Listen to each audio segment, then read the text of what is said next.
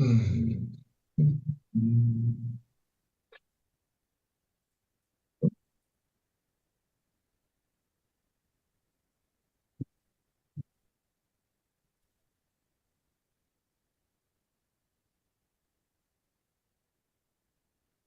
Through the chair, you're live on HCAM TV. Thanks, Bob. Let's see, 1, 2, 3, 4 of us. We'll give it just another minute here.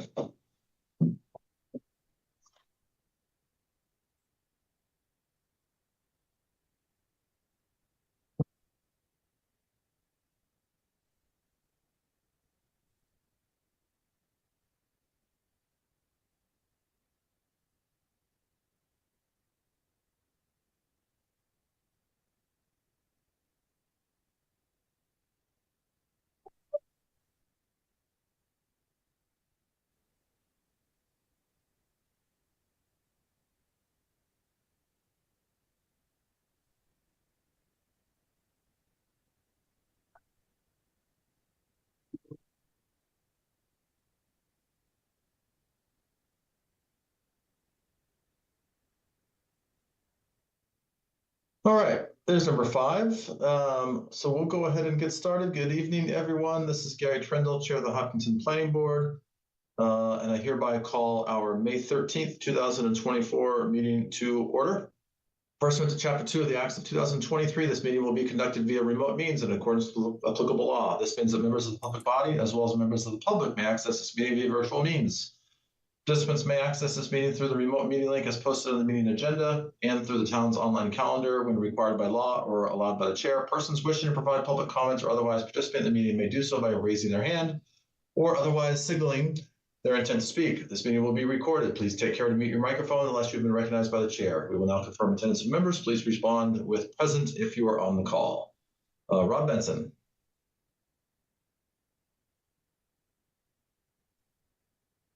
Rob is not here.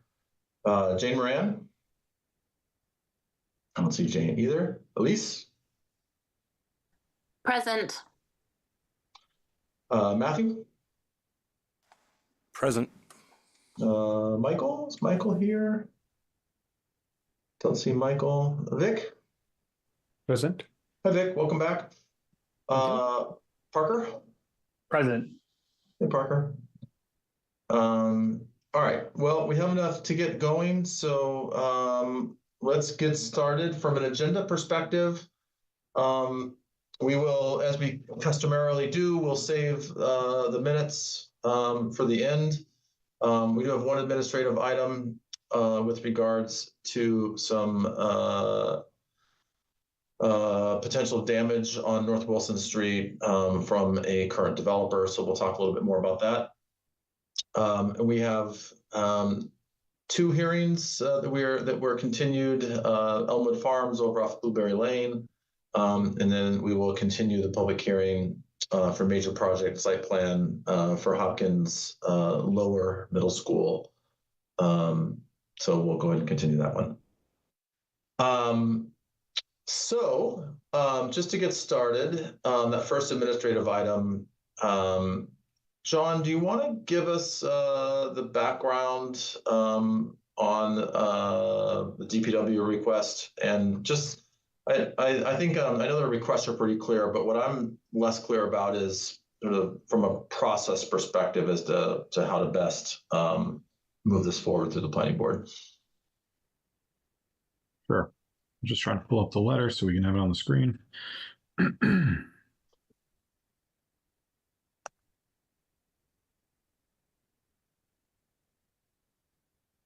I had it up a minute ago. Oh, here we go. All right. So this is specifically talking about the area at the intersection of Wilson and Legacy Farms Road North. There is a corner of land owned by Roy McDowell that has a detention basin on there. And I think the board may remember talking about this with Beta a year or 2 ago. Beta went out there and looked at it. saw that it was constructed to the plan, but was having some issues with the drainage. So they were supposed to have dug that out, but apparently it's still draining onto the street.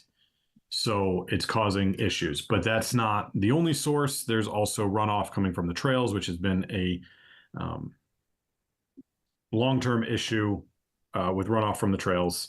And it is now thought to be causing damage on Wilson Street. So DPW, since it's a public road, DPW is looking for planning board to try and get the developers, both of them, to come to a solution to fix the road. So next step may just be reaching out to the developers and having them come before a planning board meeting in the future, whether that's the June 3rd meeting or another meeting. That's up to the board to decide. But have them appear before the board, discuss the issues identified in the DPW letter, and then discuss resolution on how to go about fixing that. So for the trails, we do have $75,000 in a bond.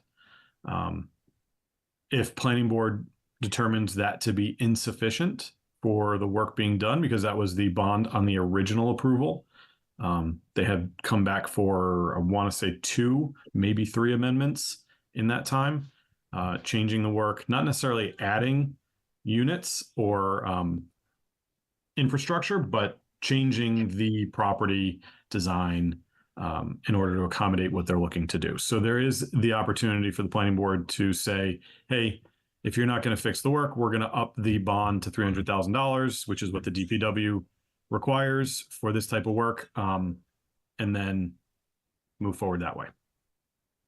So it's up for the board to discuss what the next step is, but I think it's reasonable to say, have the developers come in, present their options for fixing it, and discuss with the board. All right, thanks, John. And I, just for a little bit more context, I did cruise by there over the weekend, and you know the rut and the erosion from the pavement on the side of the road is probably a foot deep. You know, and I know there's no pictures in the letter, but if people have a chance to go drive by, I'd encourage them to do so. Oh, sorry, there are pictures. Thanks, John. It sounds like for us, next step is to add them to the agenda. There's the good one right there on photo 7. Wow, that's really bad. I'm going to recommend that we follow John's action, that you know, I think that we request they come back and they can make a proposal as to how they're going to address it. I think for anyone that's newer to the planning board, this has been problematic for an extended period of time. Conservation Commission has taken significant action and fines against them. They have continued to be problematic, and in some cases, actually, I think there was even some stormwater discharge into the lake. So, I would, while I will not be at the future meetings, you know, I'd encourage the planning board to take a good hard look at this and to do everything we can to hold them accountable, because they've had multiple opportunities to address this over the past several years. So, John, we don't need to, I mean, we don't need to take a vote or anything on it. This is just a function of sending them a request, and then we can add it to the next agenda, assuming that they will be prepared with their recommendations to address. Is that fair? Yeah, we don't have to take a vote, but I think it would be good to have agreement on the board that this is the next step. Okay. Should we, through the chair?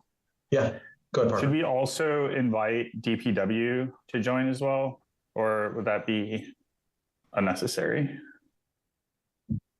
I think that's a good recommendation. I mean, DPW and potentially Concom as well. I don't think they're quite as critical to it, but I mean, I think there was a point in time in the past where DPW was a pretty regular attendee for us, and I think given that they are the ones voicing the complaint. And I think given, from a repair perspective, they're going to be in a better position to help us reassess the bond total. So I think that's a worthwhile recommendation.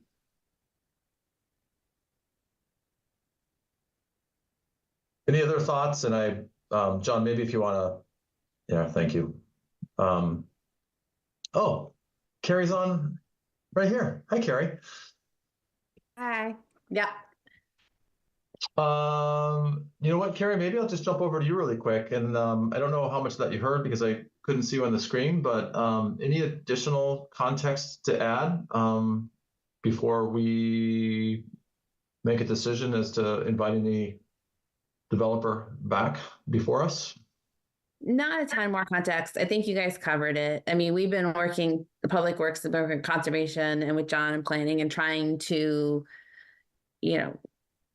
come up with something and inspectional services, and the developer is not being receptive. And I know they're giving conservation an even harder time. So that's where we thought it would be best to, get something in writing and go to the planning board and see if we can get some more support so that hopefully they can do something. But as you said, like now you're going, we've been watching it for a while. There's been a damage. It's getting to a point where we're going to have to do something, and it just doesn't feel right to spend the town's money to fix a problem that we know is coming from off a construction site. And it just takes money away from what we could be doing in other areas of town. So any help would be appreciated. Hopefully they're amenable to it. And then if not, we have a couple different other courses of action that we can try. Carrie, one additional question for you. I know that the once you cross the town line into Ashland, the pavement is really bad. I don't know if that correlates at all to the trails development, but have you had any conversations with Ashland DPW about that road? And I don't even know if there's a course of action for us to involve them, but It's a good idea, and I'll reach out to them. I haven't about the road itself. I've had conversations about the drainage. So they have serious issues with the drainage, and that culvert that's right by the water treatment plant, I believe the trails was supposed to replace and has not yet, or do some upgrades. They've been having significant issues with that. And they're also convinced that some of the runoff has been increasing the operations and maintenance requirements at the treatment plant itself, but I haven't talked about the road. And I limited it because we only have the ability to, request the bond for our section of it. I don't think that we have the authority to, require them to do anything in Ashland. I guess that would have to come through their authority. I know their Conservation Commission, similar to ours, has issued cease and desists and some corrective actions. Okay. Thank you. And again, I realize cross towns, it gets a little messy, but just a thought, John, maybe it's worth reaching out to the Ashland Planning Board or Conservation Commission and even getting a statement from them. And while we certainly can't, initiate any repairs or work in Ashland, to me, that also might just help reinforce what I would characterize as negligence on behalf of the trails development. All right, I will reach out to the planner over there. From the planning board, any other questions, thoughts? Does this make sense? Makes sense.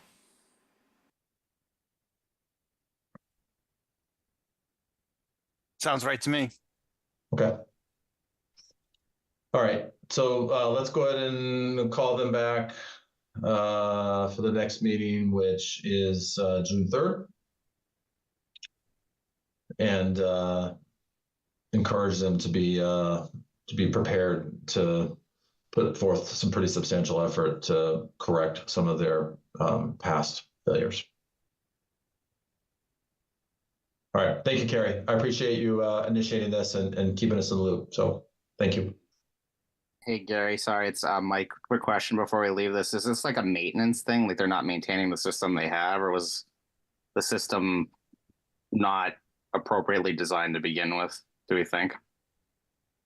If somebody could provide context on that, I guess, because yeah, It could be a combination of all of that. It could be that their system was designed poorly and isn't functioning properly. It could be that their system was designed correctly, but is not maintained properly and therefore is not functioning correctly.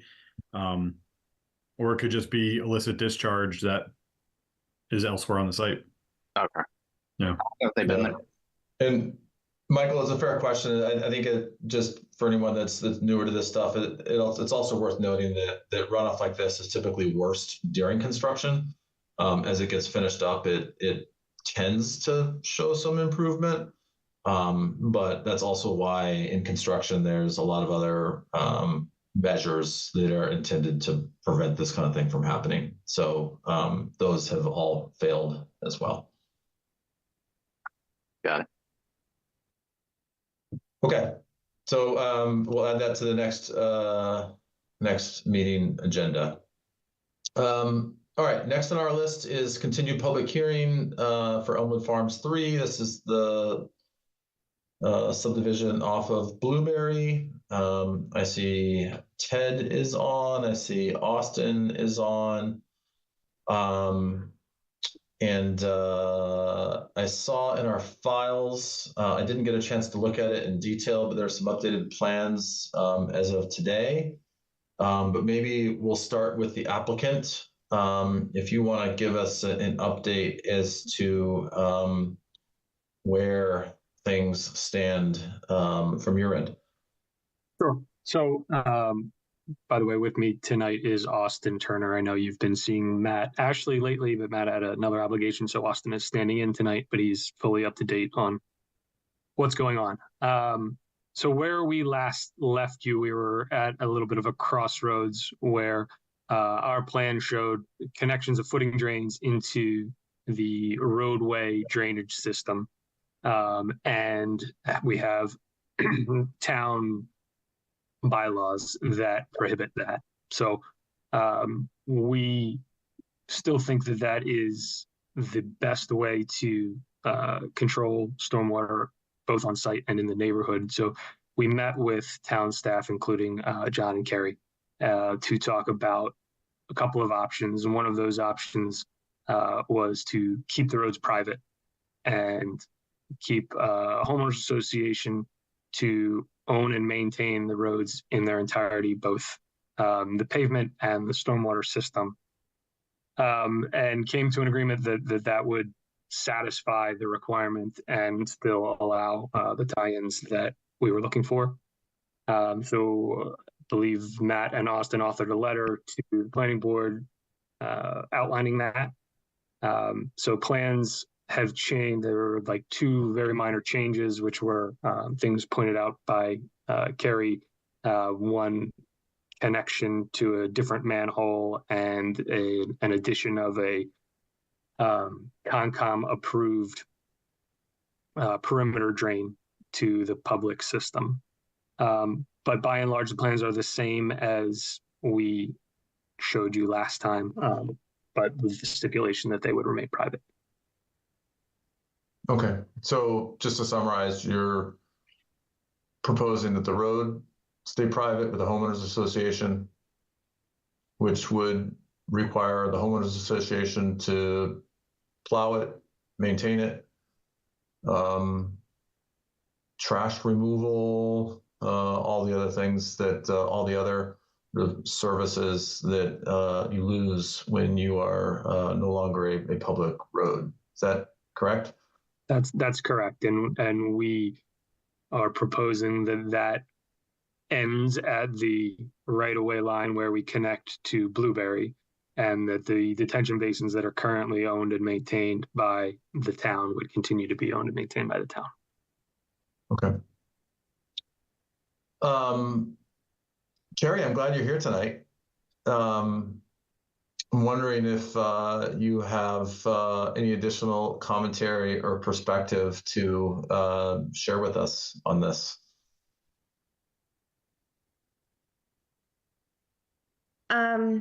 No, I stuck around to hear your feedback. I mean, so we came to, we all know that there's water issues out at this site and that the butters have been complaining about it for a long time. So we had concerns about the way the drainage system was designed and specifically all the private connections to the drainage main. And, you know, we were getting to a point where this was the solution. But you're right, like a private road has all those other implications of, you know, the school buses, trash service, plowing, salting. There would have to be a really, I suggest, you know, that the homeowner association covenant and all that information that gets recorded with the deeds has very, you know, detailed information in there. So it's very clear when people purchase these houses that they know what they're responsible for and what the town is responsible for. Yeah. Through the chair. Go ahead. Carrie, could you on one hand count how many developments or subdivisions like this in town are private, absent my own street? Or if you had to guess, how many do you think would fall under this category of what the applicant is proposing?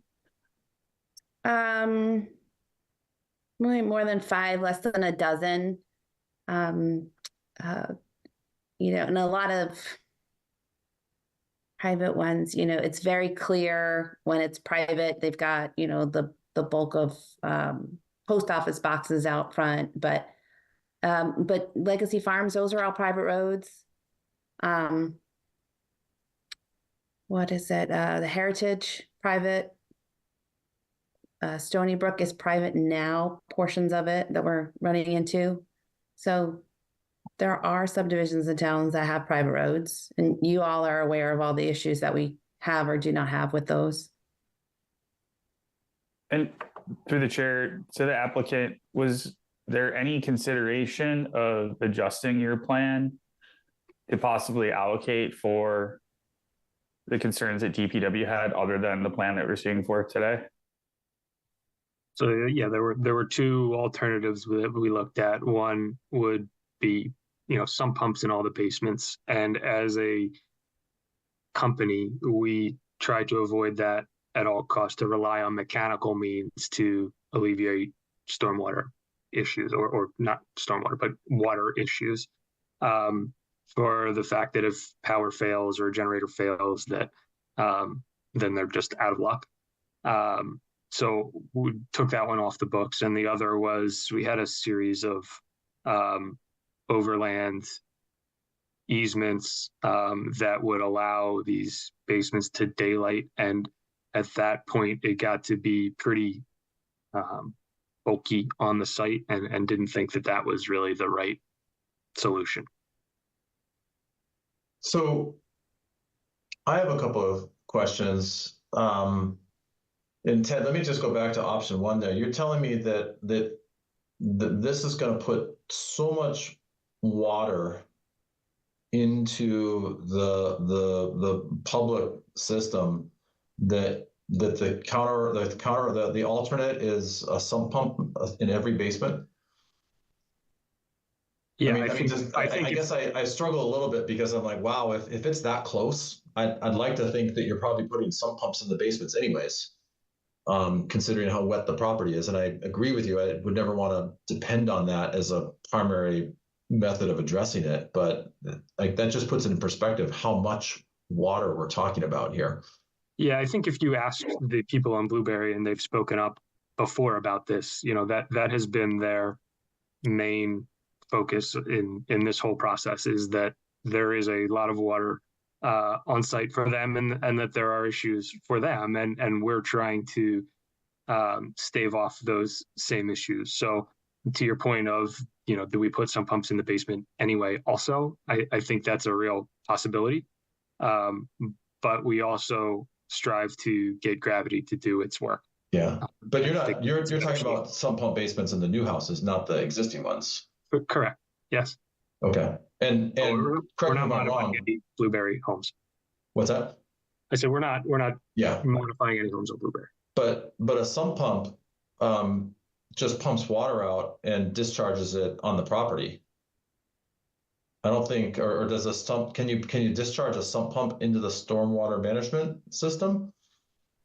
No, I mean, I think that would avoid that connection into the stormwater management system directly.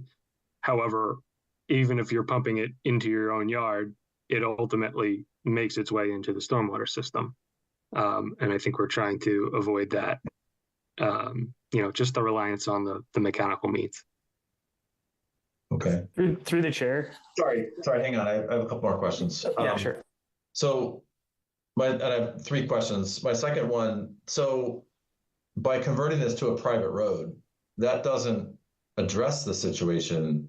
I mean, what does that enable you to do that you couldn't do if it was a public road? I believe the concern from the town was that the abundance of private connections into the public system and the maintenance of those connections became burdensome. So this limits those connections just to the 2 at the main roads plus the previously approved Conservation Commission connections.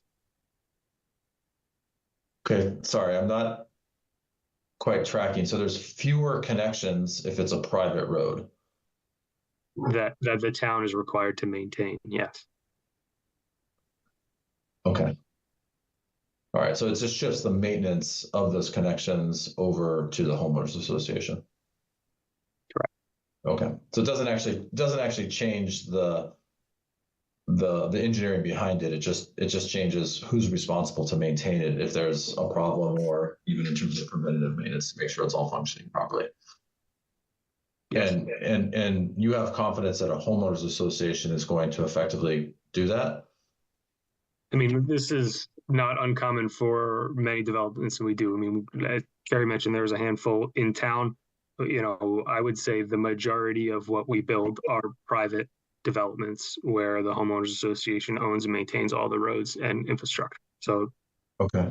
yes, I think they're fully capable of doing that.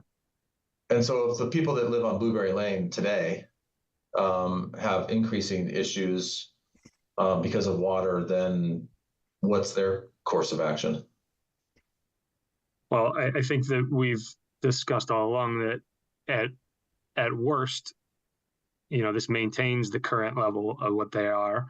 At best, I think it cuts off a significant amount of water, which is where I believe this goes, that they currently see, right? We're putting in the road infrastructure, which will intercept some of the groundwater or perched groundwater that we're seeing out on site, and direct it to the stormwater system. So I think they will see an improvement. I don't think that we say that definitively by engineering. I think that's anecdotal, but that's what I think will happen.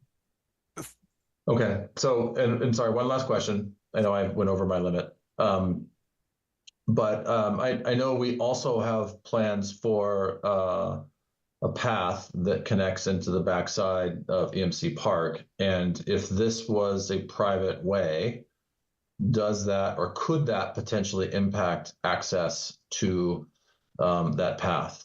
And I think of, I live very near Sanctuary Lane over off of Chamberlain.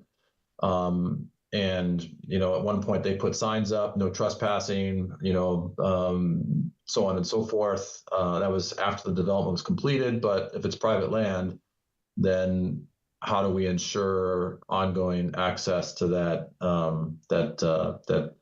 sidewalk / path that was previously approved and funded through the town meeting last year? I think we could create a public access easement over that piece of land to allow for people to pass through. Okay. And you could probably condition an approval based on that. Okay. All right. Sorry. Who else had questions, comments? Through the chair, this is Rob. Hey, Rob, go ahead. I thought the issue from our last meeting was the mere fact of connecting kind of stormwater management from house lots into stormwater management for like the right of ways, and the problem was tying it in at all. And now I'm confused that this proposal just limits the number of tie-ins to the public system. It doesn't seem consistent to what we talked about last time, unless I'm misremembering. It's a good question. Ted? or Carrie?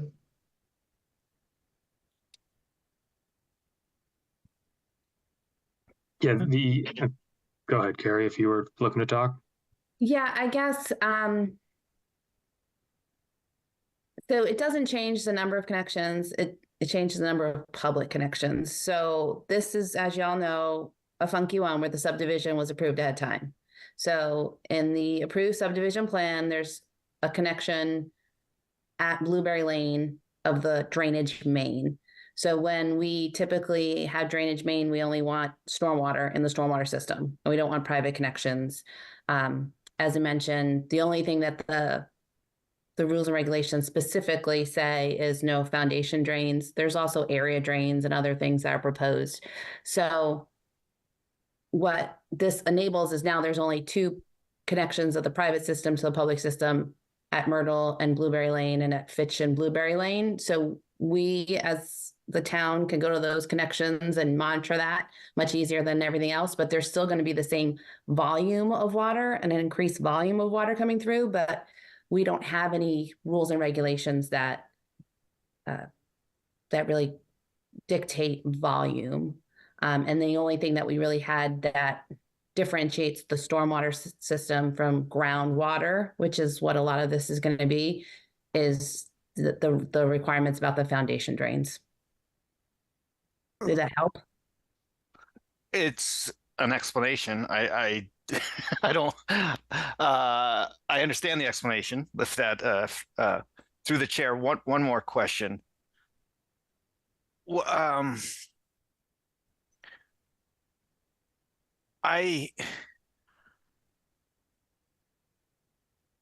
It seems like all these connections, once the system is built, all these connections are buried underground. Like this is PVC pipe or corrugated PVC or something underground. These aren't connections people are going to monitor or do anything with for probably decades. And it seems like we're just shifting it. I don't know. It seems like this is a lot of discussion about the same. It's, to me, it doesn't seem like we're making any changes. It seems like, okay, yep, if there's a failure, it goes on the homeowners association, but all the water goes into the public system anyway. So that's what we're doing. That's my interpretation as well. Matthew. Carrie directly addressed what I was going to ask, and I'd just be repetitive at this point. Okay. Other questions or comments? Through the chair. And to the applicant, how many homes are you currently planning to construct according to the site plan? 20. I'm sorry, can you hear me? 20. 20. Okay.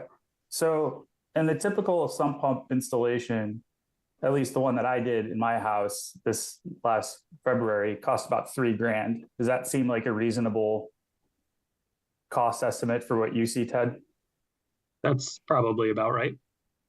So to get compliant with this reg, it would be $60K. It would, like, rough ballpark. The cost isn't the issue here. I would spend much more than $60,000 to do a trunk system to pipe all of this to daylight. Far more than $60,000 to relieve the homeowners of having to rely on a sump pump. One of the alternatives that I mentioned was, a trunk system of footing drains that navigated the site to ultimately get to grade. I'm not pushing for that here, but I would do that over just having sump pumps and them daylighting.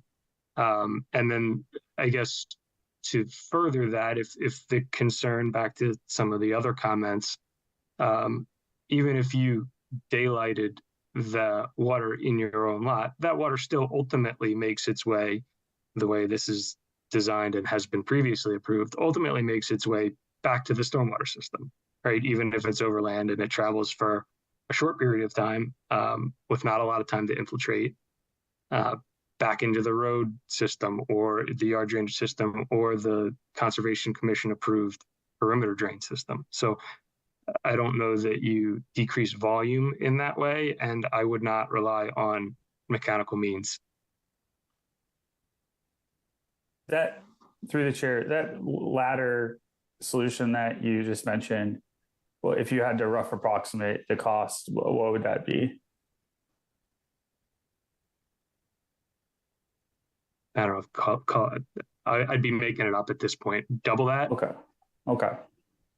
And what I'm trying to understand is what are the possible solutions, but more importantly, is there a reality where building a additional or possibly building 19 homes and having one lot designated for groundwater penetration could be a viable solution if that's something that you folks considered? Not interested in doing that. So, sorry. Other thoughts or questions? Matthew? Yeah, so if we approve the current plan and these roads stay private, and just like Legacy Farms, the HOA eventually comes to town meeting, asks for the town to accept the roads anyway, what's the path forward there? Would this run into issue with regulations, or would we be able to, or would the town approve it and would be accepted? Like, what happens? Yeah, we do see those periodically, to your point. Not sure Legacy Farms has proposed that yet, but certainly we always hear a lot of complaints from people that live on private roads that they pay taxes and don't get the same services. And well, I think that's somewhat expected or common in a condo or multi-family housing of some kind with single-family homes. That's still out there, but maybe a little less expected. But there is a mechanism to consider that, but it doesn't. That still means that the town is going to also, from my understanding, going to be accepting responsibility for maintenance of those connections. I mean, I'll say what I really wrestle with here is that none of this actually solves the water issue. It shifts some, like Rob said, it shifts some responsibility of maintenance from one place to the next. It does take some of the burden off the town, but the water is still going to have to go somewhere other than the lowest point, which is oftentimes in someone's basement. And like none of these options are really solving for that answer of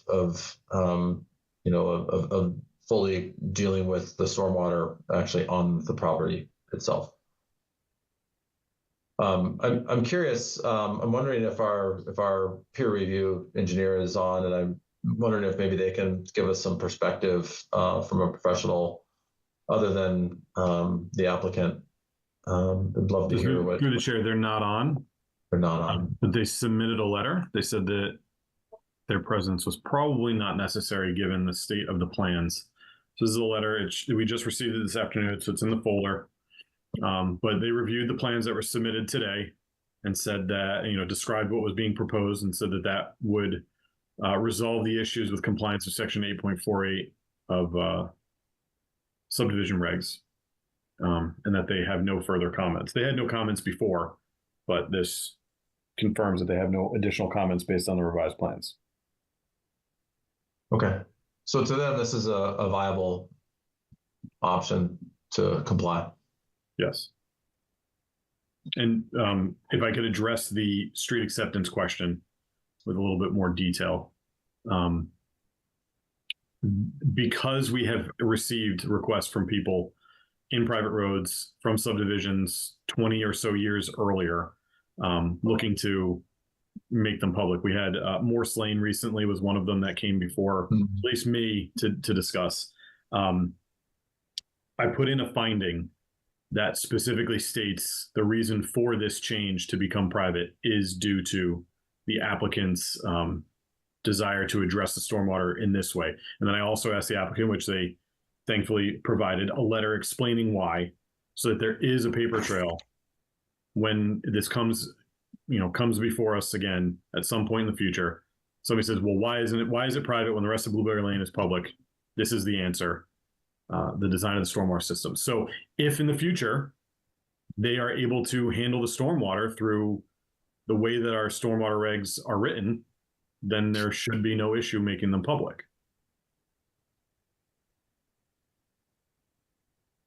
Okay.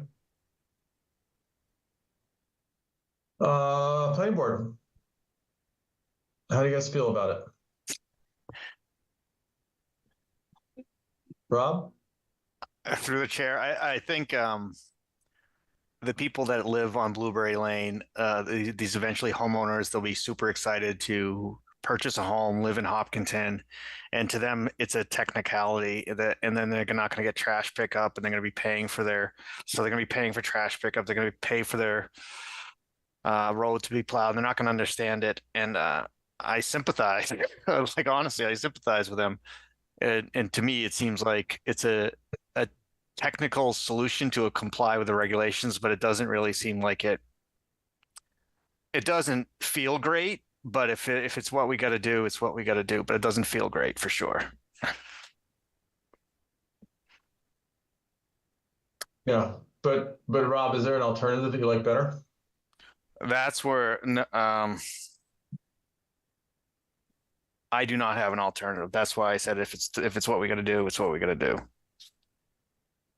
I guess my question, Gary, is DPW is okay with this, just to reconfirm. And two, if they're not, is there anything specific that we could do about it, or this complies with the regs and it seems like it should work, so we don't have a foot to stand on?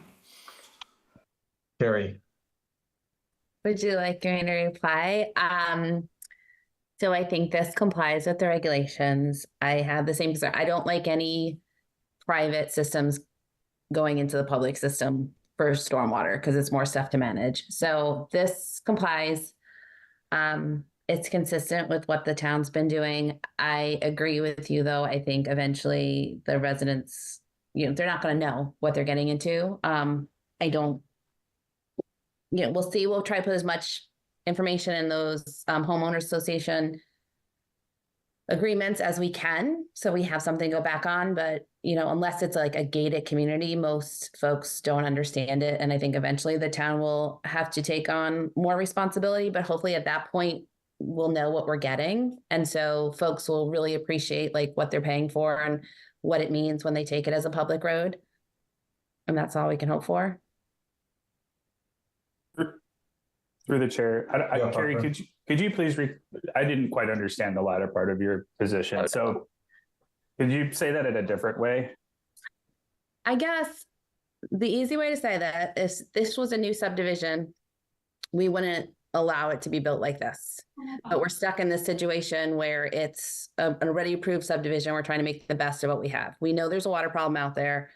And it has, I think this will comply with the regulations. I think all of your concerns about the water issues continuing and neighbors is going to be legitimate. But I think all this, having it recorded, having the plans, having all this stuff in the files is going to help us as we go on to better understand who's responsible for what, where it's coming from, and maybe help the town figure out some solutions in the long run. But ultimately, the planning board, you guys have the ability to make the recommendations about whether roads get accepted or not. So I'll leave it at that. Did that help anybody at all? Let me rephrase it. What I'm hearing is it's just throughout the conversation is that this is an old approval. We're somewhat limited in what changes we can drive. The recommendation by the standard helps this comply. But at least what I'm hearing is none of us really feel very good about it because we all recognize that a private road like this will come back at some point So it really doesn't, I'm not sure we have another option, but it really doesn't feel it doesn't feel like a very elegant or clean solution to the problem. That's what I'm hearing.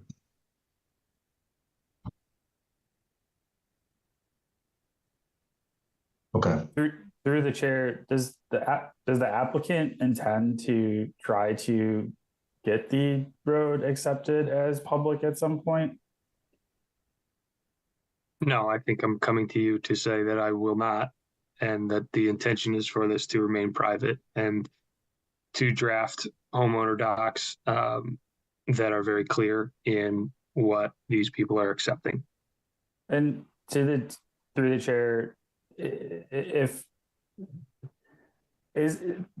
Carrie, is there a path to acceptance based on the regs, or because we're going off of an old approval that's the applicant is trying to bring them up to modern standards, but if the applicant tried to push for acceptance, how would we balance that in the future? Because, and maybe John, this is a question for you, we go by the standards based upon when the approval of the subdivision was passed, but we have then a weird situation where we have two timelines that the whole project was created. John, do you understand my question, what I'm getting at? Like, it's just a weird process that if they wanted to push for acceptance, how would we square, is that a square peg round hole situation? So, I mean, street acceptance is a town meeting decision. So town meeting can decide anything. They don't have to follow regulations. It would just hinge on the recommendation of the planning board or DPW on the acceptance of the road not meeting current regulations. So if they, in the future, want to have the road accepted, they can design it so that it complies with DPW and planning board regulations, and then there's no issue. But there's we put the findings in the recommended findings in there so that there is a paper trail. So, because we're dealing with this now on other projects, in 20 years, when somebody says, well, I want my street to be accepted as public, it doesn't make sense to be private. Why was it ever private? We have a reason why it was private. And we also have an answer as to how to make it work so that we can make it public.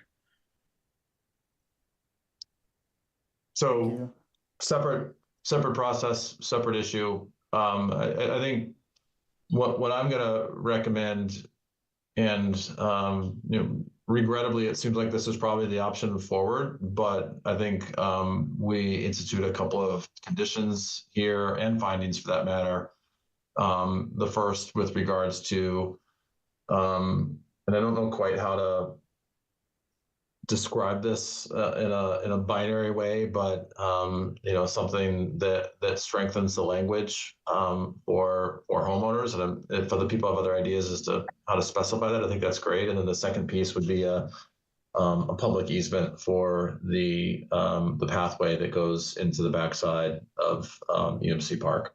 And if we do those two things, then actually three things: condition, findings, and easement, then that effectively explains the rationale for the decision, and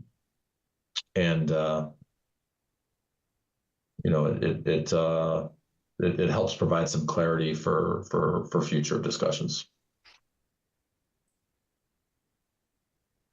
We don't have to. I mean, we'll get conditions and findings, but I think we'll have to wordsmith a little bit there. But directionally, does that feel okay to people, or do people feel strongly that there's another option out there for us?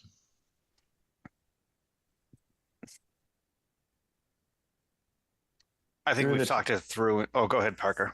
No, go ahead, Robert. I was going to agree with Gary. I'm good at this point, but go ahead. I think we can vote, but I would just say to the applicant that there is another path forward, and that is if you built 19 units instead of 20. And it's unfortunate that wasn't part of the consideration, but my position. Okay. Thanks everyone. Tough discussion on that. Gosh, where were we? Ted, anything else? And I'm looking at the agenda, the outline here actually, just to see what's next. But any other changes or things that warrant discussion from us? Not from my perspective, no. Okay. Okay. And then I know the peer review isn't on, but John, just to confirm, there's no other outstanding issues from peer review. That's correct. And we have a letter stating such. Okay. All right. So then next on our agenda is, and John, could I ask a favor while we continue through this? Would you be willing to draft a condition, a proposed condition and finding, the necessary language that we would want to put to address the three areas that we just identified?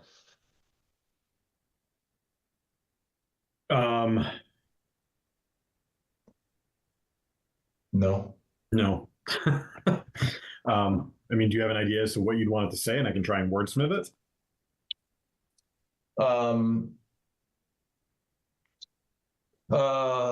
Gosh, I think that there is a condition. This is where I struggle a little bit, because any condition around the language and to the potential buyers is going to be largely subjective. So I don't really know how we enforce that in some capacity. And just to kind of be clear, this is a stormwater management permit. It's not a subdivision approval. So it's really for stormwater management in terms of the design and then construction period management. So I don't know if we want to have a condition that is speaking directly to future buyers, that it would apply to them. Well, it'd be a condition for the stormwater approval that they need to provide very, very clear and specific guidance to homeowners as to this being a private road and the implications of it being a private. It sounds like you're saying that might be pushing the envelope a little bit, because I mean, we could potentially do something in like an long-term operations and maintenance plan that addresses the needs for maintenance of a private road.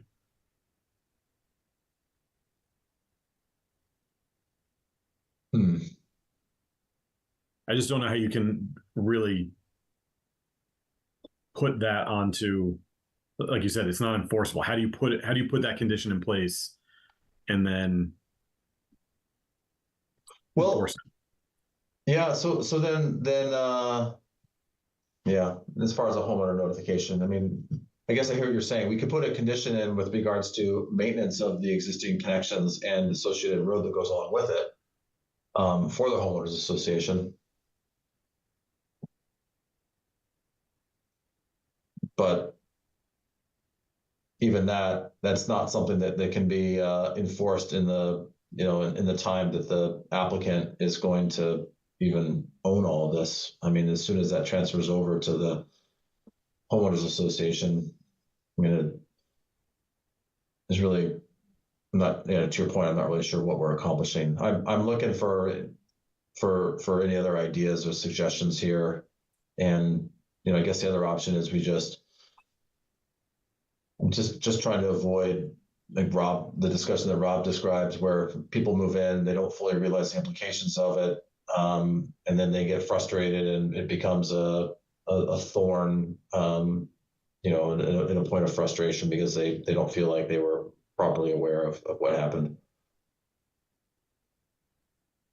Any other thoughts or suggestions from folks as to how we address this?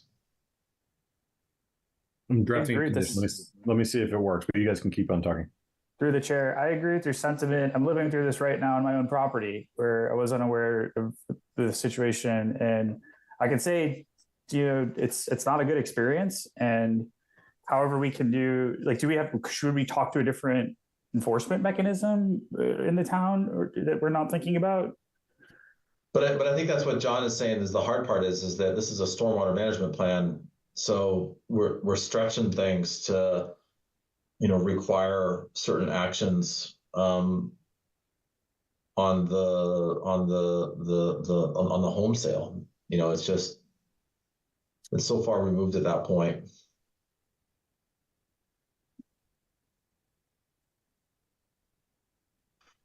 Through the chair, yeah, I can't think of a situation like this we've encountered before. Where it's on the storm, where we could normally just attach something to a subdivision approval, but this is maybe John. I'm just trying to fill time as John, you come up with a proposal here, to be honest. Because I think we technically should accept the proposal because it meets the regulations and just and move on. So through the chair, proposed condition, and I just have a question at the end of how the board want to handle it. But the applicant shall prepare and submit to the planning board a long-term operations and maintenance plan that describes in detail the requirements and procedures for maintenance of the private road and associated utilities and infrastructure within the right-of-way in perpetuity. The applicant shall submit evidence that this long-term O&M plan has been received by the HOA prior to conveyance. Now, my concern with that last sentence is if Toll controls the HOA prior to conveyance, they would be submitting the long-term O&M plan to themselves. So I don't know how we can require Toll provide the HOA this document after conveyance, because then they would be out of the picture. So if the board has any suggestions as how to word that last sentence so that it gets to the appropriate individuals within the HOA at the proper time, that the new residents would have received it and it wouldn't be something that Toll would be giving it to itself. Does that make sense? I guess on that note, John, I mean, reality is these homes are going to turn over. And so, I mean, people will live in them, they will sell them, there'll be new buyers coming in. And I mean, I guess I think what's most important is that it's very clear in the homeowners, in the HOA documents. And, there's anybody buying a home has an attorney that should be reviewing that. I think if we put so much emphasis on the notification that the first time the home is bought, I think that doesn't really address our long-term needs. So I'm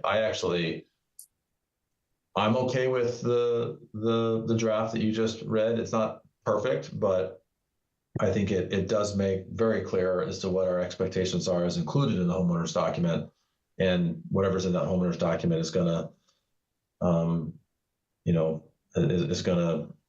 is gonna stick, even as homes start to turn over and sell. Okay. I did make one edit. So it would say the applicant shall prepare and submit to the planning board for their review and approval a long-term O&M plan. So the planning board still has a little bit of say as to whether that is sufficient or not when received. Ted, does that work for you? We just lose Ted? No, I'm here. Yes, yeah, that works for me. I mean, we convey and sell a lot of homes in the state, a lot of which have operation and maintenance requirements. We think it's in our best interest to make those requirements very clear to the homeowner as well. So I think we're aligned in what the goal is here. And I have no problem with the way that's written. And then another edit through the chair, adding on prior to the issuance of the first certificate of occupancy, this condition would apply.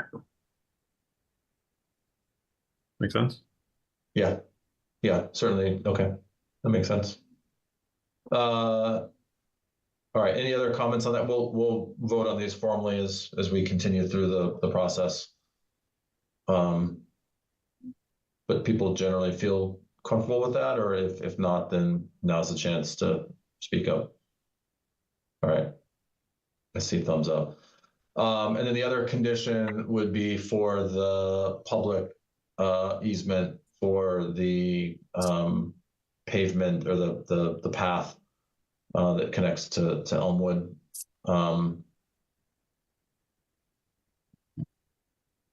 So John's looking for some quick conditions here. Something to the effect of the project shall provide public easement for public access pathway as drawn on plans, something like that, John. 1 second. Should I throw it into ChatGPT? I've got the applicant has offered to provide a public easement where necessary to access the public trail system. I think we should be, well, I guess I'd say number one, it's not just they offered it, so that we're requiring it as a condition of approval. And how are you relating that to the approval? What's that? How are you relating that requirement to the approval? What about the required approval and decision criteria relates to the public easement being required? Well, if the proposal, if the means of addressing the stormwater issues is for this to be a private road, and then how do we make sure to ensure public access on a private road?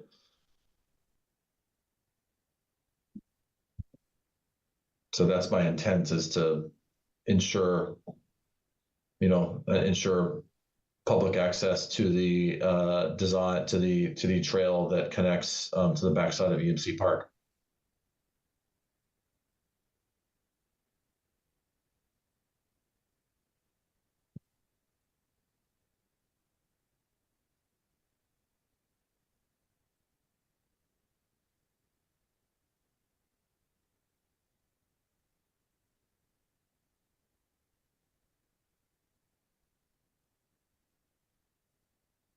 So the applicant shall provide a public easement where necessary to access the public land known as EMC Park prior to the completion of the project. And then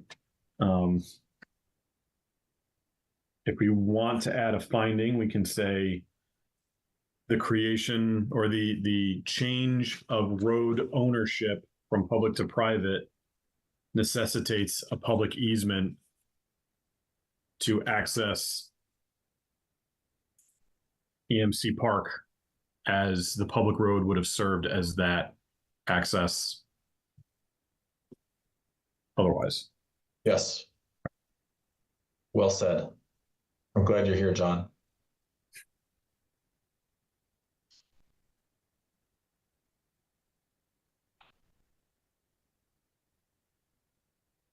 Okay, so I think we've kind of got this drafted out. Appreciate you, John, helping us with that. Just going through the outline, and I know we're a little bit beyond time here. Are people comfortable if we continue? I don't think there's a whole lot to discuss, although the formalities here will take some, the formalities and the vote will take some time, but is everyone okay continuing tonight? Okay. Yeah. So decision criteria, just to remind people, the board must determine if the proposed work complies with Hopkinton stormwater regulations, which in turn require compliance with Mass DEP stormwater standards. There are no waivers requested. Effectively what we're looking at is compliance with stormwater regulations. And I will say, just to remind folks, that the good news is that the applicant here is complying with our new stormwater regulations. So there is some additional capacity built into this that wasn't in place 25 years ago. Any questions about the decision criteria? All right, I don't see any. From a waiver perspective, there are no waivers requested, so that's a pretty straightforward one. on the findings, and John kindly drafted a couple of findings here. The first is that the proposed work will comply with the Hopkinen stormwater regulations. The second, the applicant has determined that due to the proposed design of the stormwater management system, infrastructure will need to connect to the roadway drainage system pursuant to the requirements of the Department of Public Works related to stormwater infrastructure. This type of connection is not permitted. The applicant has stated that Fitch Avenue and Myrtle Avenue will remain private roads as a result. And then the third finding, proposed finding, as was previously read aloud by the principal planner.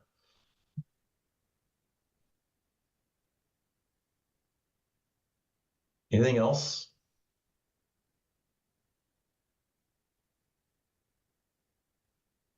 I'm sorry, Gary, did you read the two findings that were in the memo already? Yes, I did. Okay. Yep. Would you like me to read the third one again, or? Yeah, why don't you read it again, just for formality?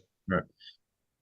The change of road ownership from public to private necessitates a public access easement to allow the public to access the public land known as EMC Park, since the public ownership of the right-of-ways would have otherwise provided this public access. Yep, thank you. I think that's a good one to put in there, particularly given public easements, and sometimes those things can get lost or get messy. So, okay. So I think we're reasonably comfortable enough there to take a vote. But let me read through the proposed conditions. As everyone knows, this is always my favorite part because they are required to be read aloud. Number one, all erosion and sediment controls shall comply with the following performance criteria. A, minimize total area of disturbance and protect natural features in soil. B, sequence activities to minimize simultaneous areas of disturbance. Mass clearance and grades of the entire site shall be avoided. That's a really important one to me. C, minimize peak rate of runoff in accordance with Massachusetts stormwater standards. D, minimize soil erosion and control sedimentation during construction, provided that prevention of erosion is preferred over sedimentation control. Divert uncontaminated water around disturbed areas. E, maximize groundwater recharge. F, install and maintain all erosion and sediment control measures in accordance with the manufacturer's specifications and good engineering practices. G, prevent off-site transport of sediment. H, protect and manage on and off-site material storage areas, overburden of stockpiles, dirt, borrow areas, or other areas used solely by the permitted project are considered a part of the project. I, comply with applicable federal, state, and local laws and regulations, including water disposal, sanitary sewer, septic systems regulations, and air quality requirements, including dust control. J, prevents significant alteration of habitats mapped by the Massachusetts Natural Heritage and Endangered Species Programs as endangered, threatened, or of special concern, estimated habitats of rare wildlife and certified vernal pools, and priority habitats of rare species from the proposed activities. K, institute interim and permanent stabilization measures, which shall be instituted on disturbed area as soon as practicable, but no more than 14 days after construction activity has temporarily or permanently ceased on that portion of the site. I, properly manage on-site construction and waste materials, L. M, prevent off-site vehicle tracking of sediments. N, dust shall be controlled at the site. O, divert off-site runoff from highly erodible soils and steep slopes to stable areas. That's number one. Any questions, reaction, or comments before I continue? All right, moving on. The project shall comply with the following erosion and sediment control requirements. A, prior to any land disturbance activities commencing on the site, the developer shall physically mark limits of no land disturbance on the site with tape, signage, or orange construction fence so that workers can see the areas to be protected. The physical markers shall remain in place until a certificate of completion has been issued. B, appropriate erosion and sediment control measures shall be installed prior to soil disturbance. Measures shall be taken to control erosion with the project area. Sediment and runoff water shall be trapped and retained within the project area. Wetland areas and surface water shall be protected from sediment. C, sediment shall be removed once the volume reaches 1/4 to half the height of a hay bale. Sediment shall be removed from the silt fence prior to reaching the load-bearing capacity of the silt fence, which may be lower than 1/4 to half inch of the height. D, sediment from sediment traps or sedimentation ponds shall be removed when design capacity has been reduced by 50%. E, soil stockpiles must be stabilized or covered at the end of each workday. Stockpile side slopes shall not be greater than 2:1. All stockpiles shall be surrounded by sediment controls. F, disturbed areas remaining idle for more than 14 days shall be stabilized with seeding, wood chips, bark mulch, tarpaulins, or any other approved methods. G, for active construction areas such as borrow or stockpile areas, roadway improvements, and areas within 50 feet of building under construction, a permanent sediment control system shall be installed and maintained to contain soil. H, a tracking pad or other improved stabilization method shall be constructed at all entrance exit portions of the site to reduce the amount of soil carried under roadways and off the site.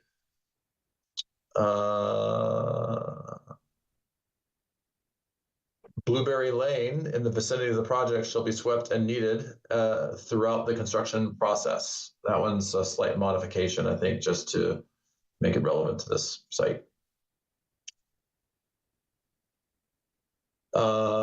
Permanent seeding shall be undertaken in the spring from March through May, and in the late summer and early fall from August to October 15th during the peak summer months. In the fall, and in the fall after October 15th, when seeding is found to be impractical, appropriate temporary stabilization shall be applied. Permanent seeding may be undertaken during the summer if plans provide for adequate mulching and watering. J, all slopes steeper than 3:1, as well as perimeter dikes, sediment basins, or traps and embankments must, upon completion, be immediately stabilized with sod, seed, and anchored straw mulch or other approved stabilization measures. Areas outside of the perimeter sediment control system must not be disturbed. K, temporary sediment trapping devices must not be removed until permanent stabilization is established in all contributory drainage areas. L, all temporary erosion and sediment control measures shall be removed after the final site stabilization. Disturbed soil areas resulting from the removal of temporary measures shall be permanently stabilized within 30 days of removal. 3, a minimum of 7 days prior to the start of construction, a detailed construction sequence shall be submitted to the principal planner by the site contractor for review and approval. The approved construction sequence shall be followed throughout the course of the construction and shall be altered only with prior review by and written approval from the principal planner. 4, a signed copy of the stormwater pollution prevention plan shall be provided to the board prior to the building permit. Per 6.0 K2, the SWPPP must include the signed notice of intent and approval letter. 5, all required stormwater pollution prevention plan, stormwater construction site inspection report shall be submitted to the principal planner within 14 days of each inspection. 6, an adequate stockpile of erosion control measures shall be on site at all times for emergency or routine replacement and shall include materials to repair or replace silt fence, hay bales, stone filters, berms, or any other devices planned for use during construction. 7, soil test and evacuation of the site stormwater basin must be observed by the board's engineer prior to laying loam and seed. The applicant and developer shall notify the principal planner at least 48 hours, weekends and holidays excluded, prior to the soil testing and or excavation to allow for adequate time to coordinate these observations. 8, all stormwater basins must be cleared once the site is stabilized. All stormwater basins shall be cleaned prior to the issuance of a certificate of occupancy. And then we have the last new one. John, are you willing to quickly read that? The 2? Yes, sorry, the 2. Yep. Thank you. Prior to the issuance of the first certificate of occupancy, the applicant shall prepare and submit to the planning board for review and approval a long-term operation and maintenance plan that describes in detail the requirements and procedures for maintenance of the private road and associated utilities and infrastructure within the right-of-way in perpetuity. The applicant shall submit evidence that this long-term O&M plan has been received by the HOA prior to conveyance. And then the second one is the applicant shall provide a public easement where necessary to access the public land known as EMC Park prior to the completion of the project. Okay. I should say, sorry, through the chair, I should say the applicant shall provide a public easement to the town. Okay. Where necessary. Any thoughts, comments, edits, changes? Seeing nodding heads. Okay. All right. So just a quick process check. We will now go to final public comment. If there are folks that have a question or a comment about this, and then at that point, we will go ahead and formally vote on the findings and then vote on the conditions and approval. So at this point, I'll open it up to the public. if you have comment or question, it's helpful to go off camera or raise your hand.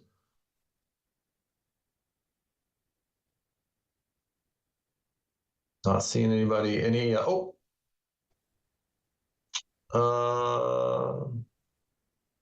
Says Caitlin Lombardi. That's my wife. This is Scott Okay. Lombardi. Yes. All right. Hi, You can just Scott. go Yeah. ahead and state your name and your address, and then go ahead. Scott Lombardi, 14 Blueberry Lane. Question about the easement. Will residents of Blueberry be able to walk on all the private roads, or will we be restricted to a very narrow path to the easement to EMC Park? I'm just not sure how the easement is going to work from a private road standpoint. That's a good question. The way the easement is written, it would provide access to the trail to EMC Park. It wouldn't provide access to the entire road. So, like, for example, could the residents block our access to the roads, therefore we couldn't even make it to the easement that would give us access to EMC? No. You would have access to the trail, which would enable you to get back to EMC Park. Okay. Thank you.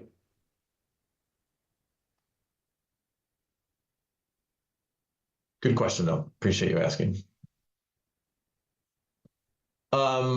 Okay. Well, I think we are ready for a vote. So just a reminder for everyone, the first thing that we will do is to vote on the findings themselves. Yes, John. Just want to make everyone aware, Elise and Michael are not eligible to vote. So how many does that leave us? That leaves us 1, 2, 3, Leaves us 5. 4, 5. Okay. Through the chair, all right. John, why am I not able to vote? You've missed 2 meetings or 2 Okay. hearings. Okay. All right. So just so everyone's clear, that means that we would need all 5 to vote in favor of it for this to go through. Ted, you comfortable moving forward? The frightening prospect, but I think so. Okay. All right. So I will entertain a motion that the board accepts and approves the findings as previously read aloud by the chair and the principal planner. So moved. Second. Any further discussion? All right. Seeing none. Rob, how do you vote? Rob Benson, yes. Matthew? Yes. Vic? Yes. Parker? Yes. And Gary is a yes as well. So we will move on to vote on the approval. So I will entertain a motion that the board approves the stormwater management permit with the conditions as previously read aloud by the chair and the principal planner. So moved, Rob. Second, Matthew. Any further discussion? All right. Seeing none. Rob, how do you vote? Rob Benson, yes. Matthew? Yes. Vic? Yes. Parker? Yes. And Gary is a yes as well. So the last order of this is I'll entertain a motion to close this public hearing. So moved, Rob. Second. So no further discussion. Rob, how do you vote? Rob, yes. Can Elise vote on closing it? No. All right. Matthew? Yes. Vic? Yes. Parker? Yes. And Gary is a yes as well. So, okay. Next order of business is 90 and 104 Hayden Row. As the prior time, thanks Ted, thanks everyone. I'm going to recuse myself from this one as an abutter, so I'll hand it over to Rob.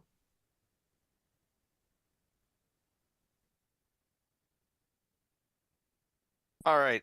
Before I go to the consultant report, I wanted to ask the applicant if there was any changes to their plan that they previewed at our last discussion, and then I'm going to go to our folks from Ty and Bond. So, is there any changes to the plan that was discussed or previewed last time? No, Rob. Chris Eberly from Vertex, we're the OPM for the job. We didn't submit any changes. The peer review comments came in last Thursday. We primarily wanted to join you this evening so that we could discuss the outcome of the site walk that we did with several members of the planning board on Saturday and see if there were any questions arising from that. We also had a few questions related to a couple of the items in the peer review. So we just wanted the opportunity to clarify some of those. At this point, we're working towards a late June construction documents completion. So we didn't want to miss this opportunity to get any clarity from the board. Okay, sounds good. Thank you. And just for my benefit, what is OPM? What does that stand for? We're the owner's project manager. As part of Massachusetts law, every public entity must have an owner's project manager if they're spending more than 1.5 million, and the Hopkins would meet that criteria. Okay, I didn't know that acronym, so thank you. All right, who's talking from Ty and Bond here? And did I lose John? Oh, John, you're there. No, I'm here. Time Bond was not asked to come to this meeting because we have not had any coordination between the applicant and Time Bond on the review. Like the applicant said, they just got the letter last week. They're trying to set up a meeting to go over the comments. So that's in the future, but that did not happen by this meeting. So let me open it up to the planning board to see if there's any questions after the sidewalk. I apologize I wasn't able to attend, but I know some of the people from the planning board did. So is there any questions from any of the board members after the sidewalk?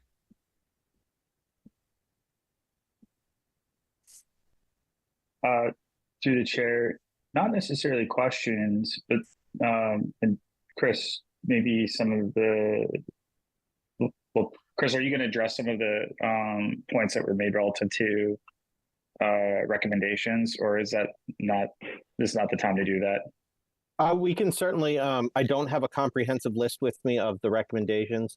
I know that we discussed as part of the walk the construction of the curb and clarifying what was asphalt versus concrete or granite curb associated with the edge of it. We also discussed a few of the site-specific observations related to some of the items in the Time Bond report.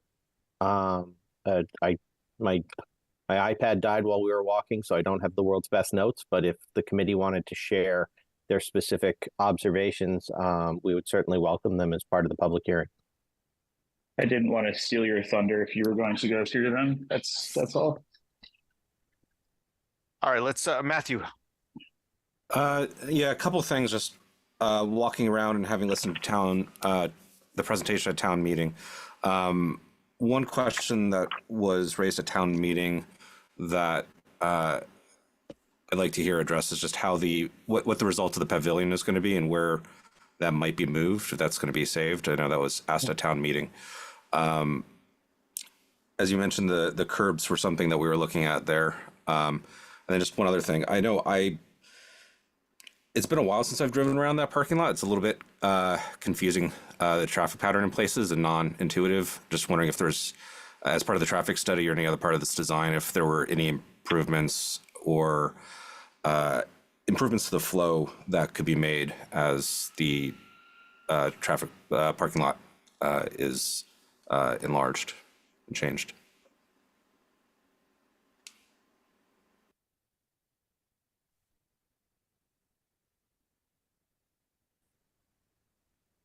So through the chair, I could address that. That would be great. Thank you, Christopher. So we did talk, obviously there's no committee discussion as part of the walkthrough, we answered some clarifying questions. One of the clarifying questions that was raised during the walkthrough was the current circulation that is that exists at Hopkins and whether there was any intent from the design team to change that. Currently, excuse me, currently the Hopkins driveway splits between one-way and two-way at a fork in the road that's just off of the property. And there's a bridge that crosses the stream. And from that point on, it is one way. And that one way continues by the Hopkins School and continues that way until it hits, I believe it's Lot K. And then it becomes two-way from Lot K, wrapping back around. We were asked whether we considered making any change to that arrangement. And currently we have not pursued any change to that arrangement. It is our understanding that that arrangement stems from the original construction of the building and was a point of discussion between the Concom and Planning Board approvals at that time, but we have not been able to find any records of that particular discussion. Some of the Planning Board members asked us whether we would consider examining changing that pathway to be two-way from the parking lot on the north of the building back to the Hopkins driveway in a limited basis, which would affect just the road and basically from the turnout. And we said that we explained, as I just explained, that it was originally required to be as it is, but if that was the will of the planning board, we could certainly examine that further. Chris, do you want me to share the drawings? Sure. Yeah, I think let's talk about, Chris, let's talk about the kind of wonky entrance that's there now into the front parking lot and how we've changed that too. I can certainly share the drawings if that helps. Steve Powers. That's probably a good version of it. So as you look at the plan here, currently when you come in, there is, as Tim mentioned, the wonky driveway. The initial turn is actually to bypass the school entirely and serves as the fire lane of the existing school. And the turn into the parking lot is actually the second turn, which immediately has you turn and drive all the way to the end of the parking lot and come back. That's, I can say that I've visited that building multiple times and I always have to think about which way is the right way to turn when I go there. That is one of the places where we are looking to modify the plan. So I don't know if you can pop ahead to the proposed plan, Dan.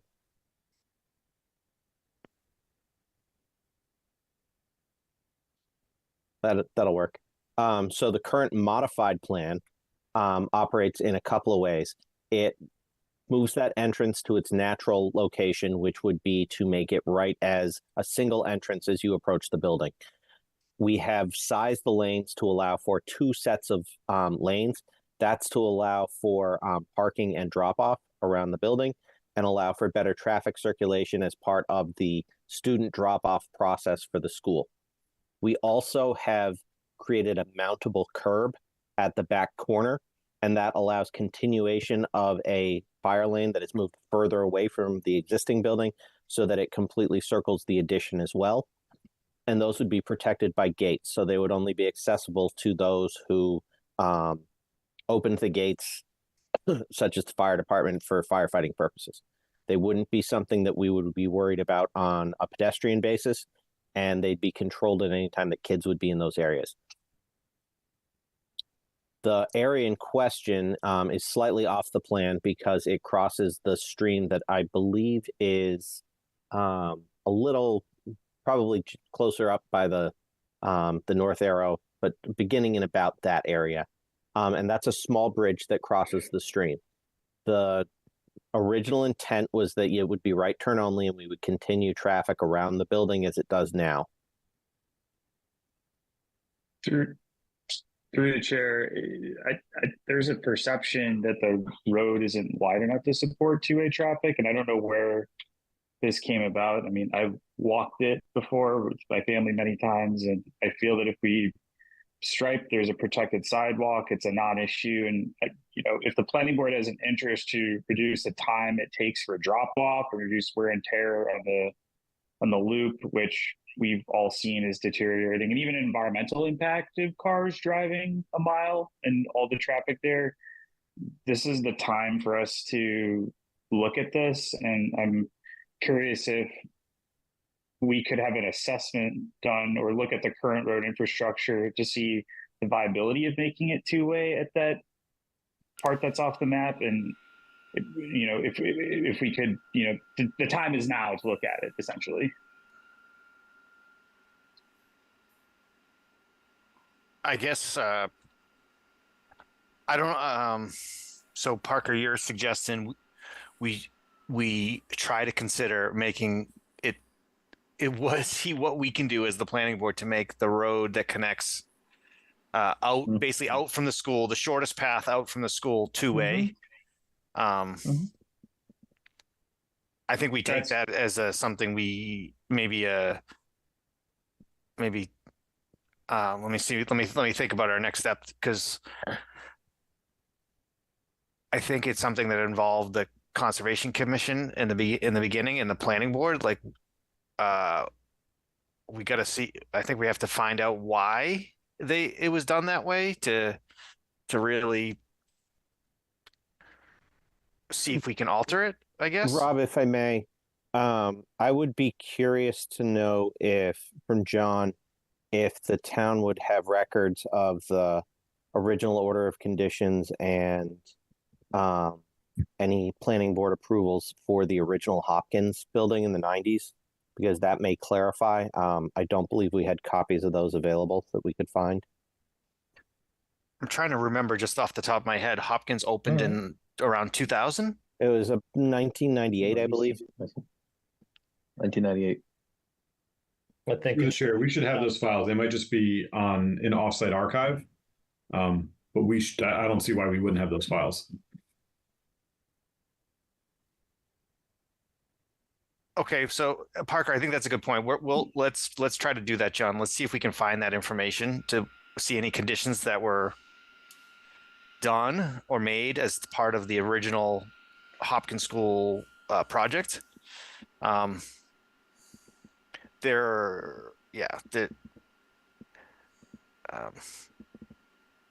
should just know. I don't know what we could do, like in terms of increasing the scope to make that bridge bigger, make the road bigger to really support two-way traffic, but it'd be nice to at least know and see if there's anything we can do.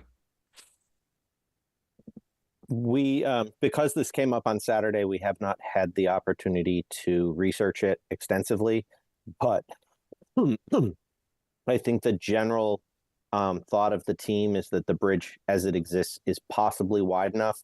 We didn't consider it because we believed that there was a prior restriction. So if the board would wished us to examine that further, obviously we would start with town planning and find out whether there's any historic data that would preclude us from doing that. And then the next step we would ask the design team to take a look at whether there's any physical limitation that would keep us from doing that. Rob, I think it would be good to at least understand why the current restriction, if there is one, is in place. Like, is there a current restriction, or why the decision was made? It seems like it'd be a lot more efficient for most of the traffic if it could be two ways, if that were safe. But I'd be curious, what was there? Yeah, I don't know what I think already I don't think it's anything more than asking John to take that under as a note to look up what historically was part of the findings when the original approval was made. I don't think we have to, that's the action I think we've just taken.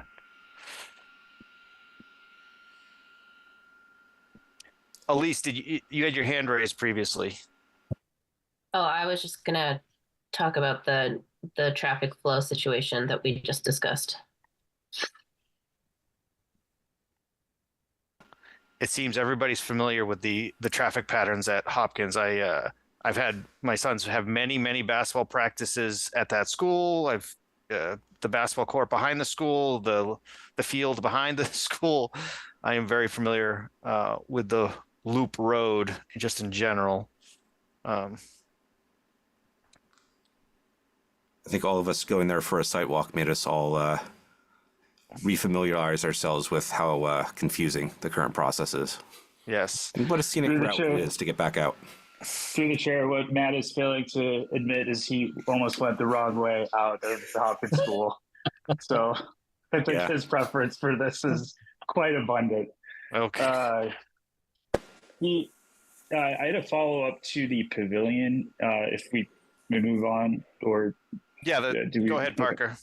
Thank you. Upon additional consideration, because there was, and I apologize, I don't have my notes in front of me, but there was a member of the public who wished to have the pavilion maintained or moved or in some form maintained. And I was curious if we could add a condition and write a new condition that the playground area have an appropriate shade or something similar to the pavilion. If it's reasonable to have a shaded area, I think it's reasonable to have a shaded area, and it might, though, instead of having that pavilion have to be the pavilion we keep, to instead that there could be something structural with it, that it makes more sense to bring something that's new in. So I was curious if we could add a condition, to maintain that as part of our ask at town meeting.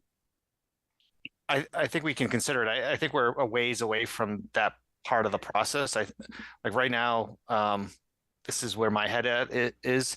Ty and Bond just responded with a letter today. I know I haven't read it. I don't know if anyone else on the board has read it, just responding today. Christopher, I don't know if, I assume you've had a chance to read it. There were 6 items that were pretty straightforward. But because of the nature of them, I just was hoping to discuss them with the board.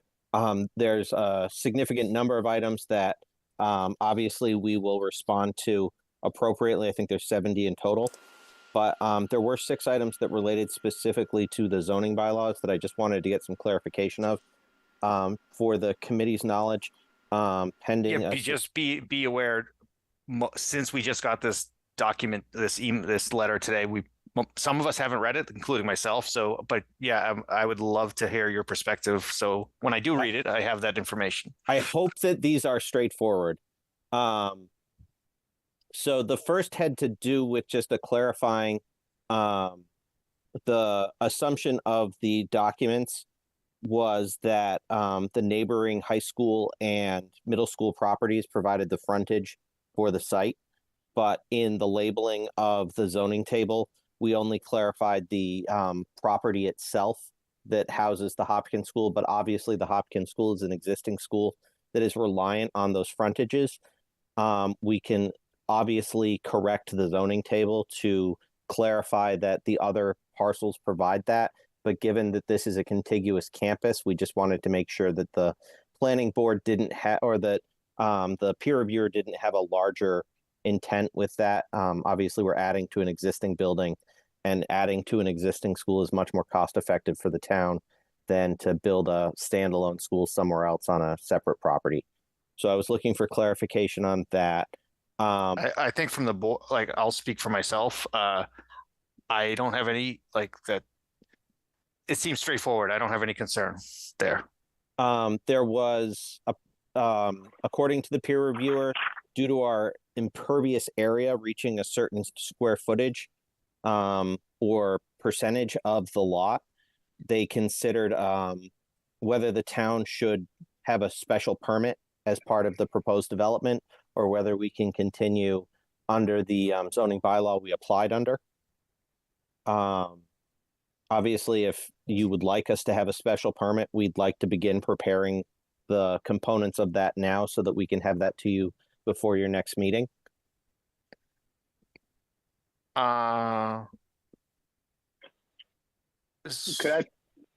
I put some additional context on this just for the board's reference? Sure. If I can share my screen. Thank you. Hold on. Thank you.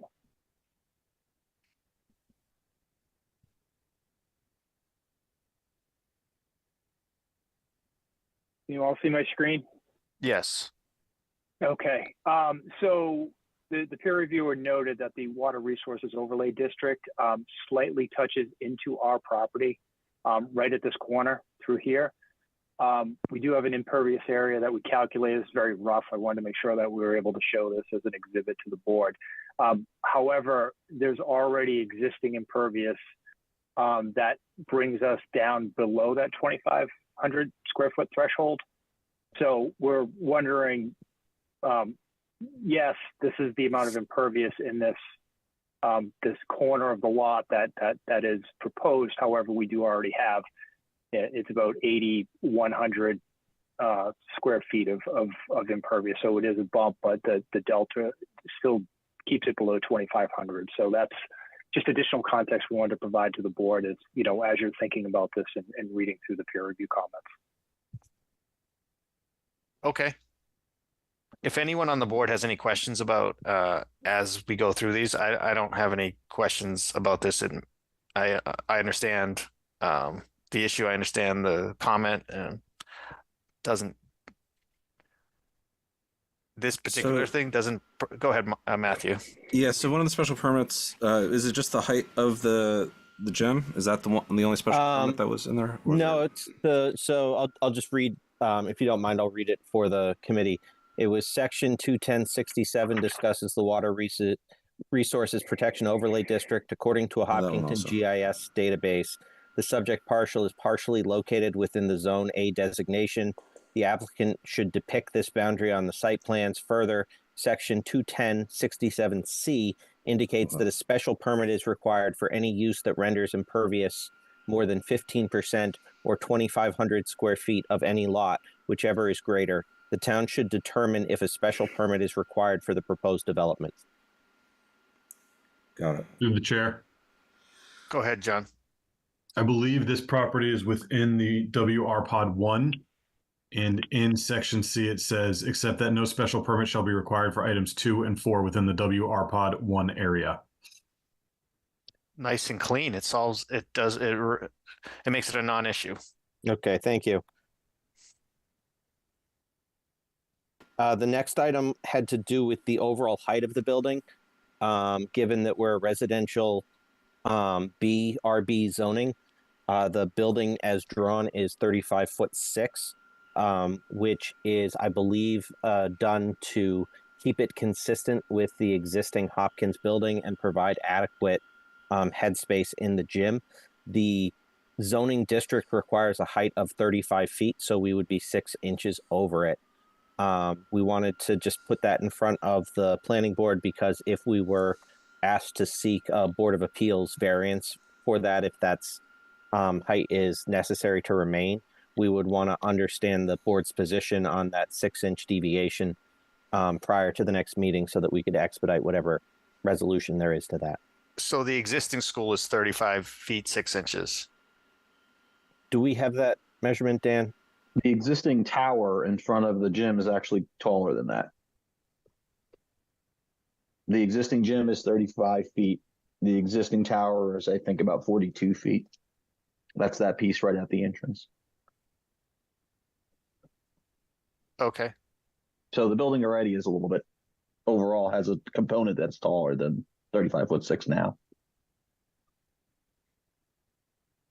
So why is the new part 35'6" instead of 35 if the existing main building is 35? Is it because of the slope to keep it even, or just for? It's partially because of the amount of insulation that's required by the building code on the new addition. So we matched the structure size, but that insulation is pushing it up higher. Okay. If anyone has to me, this is that doesn't give me any grave concern. I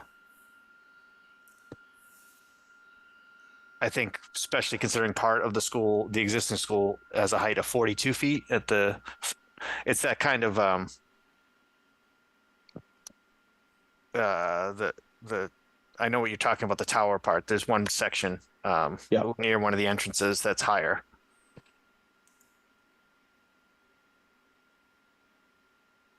So it feels like a waiver would be in order, though. Like they should seek a variance. Just, oh, go ahead. if I may, through the chair, if for the committee's information for the Elmwood School, which we have not brought to you yet, we'll be bringing that later this summer. We did approach the Zoning Board of Appeals for a decision on whether or not what's known as the Dover Amendment applied to the height of that building, where the educational need of the building made it not meet the zoning. And we did get an affirmative consensus from the Board of Appeals that in that situation, the Dover Amendment did apply to height.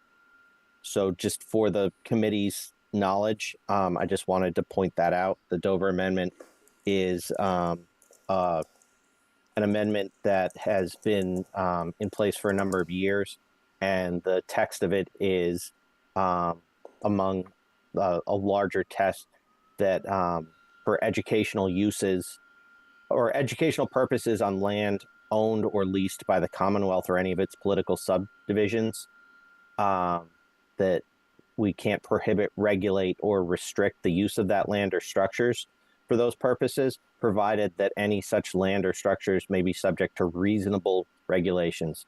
So the Board of Appeals felt that for the Elmwood project, as we had presented it to them, that the variation in height there was reasonable, or was I don't remember the exact text of it, but I believe it was unreasonable. So they didn't feel that we needed a variance for that specific requirement. And for that's that your project. That's your plan here, is to go to the Zoning Board of Appeals to basically get approval ahead of time that 35 feet 6 inches is okay. If the committee would like us to address the 6 inches with some waiver of some sort, then we would proceed in some manner to address that. That's why we wanted to ask the question today rather than on June 3rd. I think what we're saying is we may opt just to reduce the building height by 6 inches. There's another option too.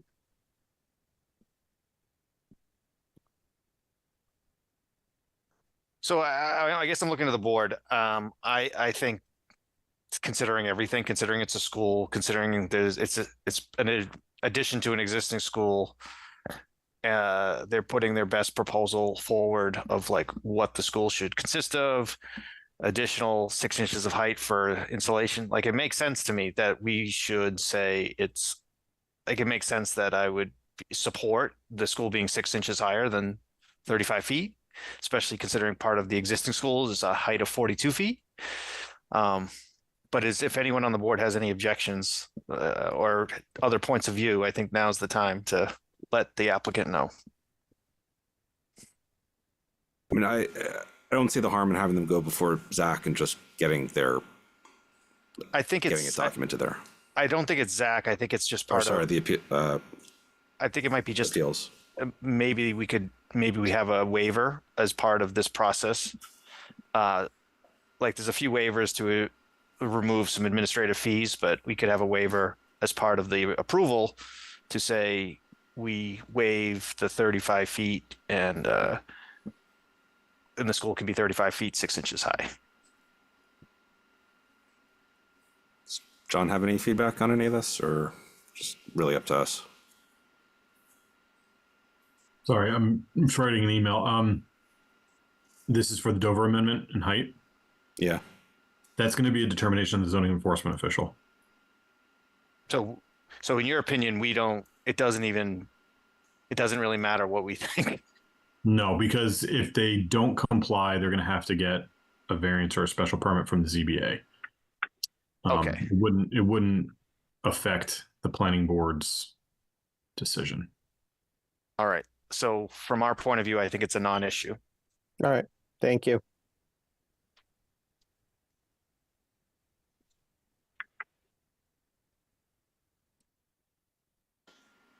The next item was related to, it was section 210, 124A, requires that parking lots shall be designed and located to provide screening from abutting properties. We recommend that additional screening features be provided along the southern property line. I can pull up the photos that I took that day if it's helpful to the board. but I know during the site walk, it's fairly consistent trees and greenery along the entirety of the southern property line. Yeah, so isn't there a little berm there as well, or raise in elevation along the Steve, property I don't know line? if you had the photo that I passed along to you. It's See that? It's pretty green. I mean, it's an angle that will capture more trees than straight through, but I have a few more if you'd like to see some more. I took 2 panoramics. Through the chair.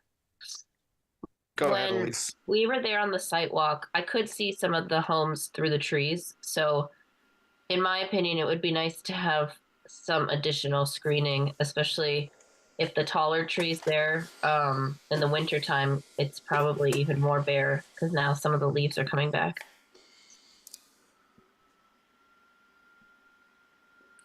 Okay. Matthew, do you have anything else on this topic? I'm just curious, like what more? Yeah, I guess some low trees might work in there as well. I just want to make sure that I'm curious more than anything else. How many more trees we can pack in there and have them thrive. But yeah, I also agree with Elise that there were some spots you could see through there to some extent. A lot of them are evergreen, but it's a long pathway. There's exceptions. Ashley from Traverse. I'm the landscape architect. Just listening into the comments, I think we can certainly evaluate any blank spaces, but there does appear to be a pretty substantial vegetated buffer, and we don't want to pack the trees in too much along that edge because it will impede the existing trees' growth. So certainly we'll just evaluate for bare spots and fill in where we can. And I think it's also important to note that that curb line, that edge, is going to stay in a similar place as it is today. So we're not disturbing further into that vegetative buffer. But thank you. So the comments noted. Maybe a question for John. I've never gone through a planning board approval process for such a significant addition to a school. And the school's been around for over 25 years. And that kind of tree line has been similar for 25 years. So, I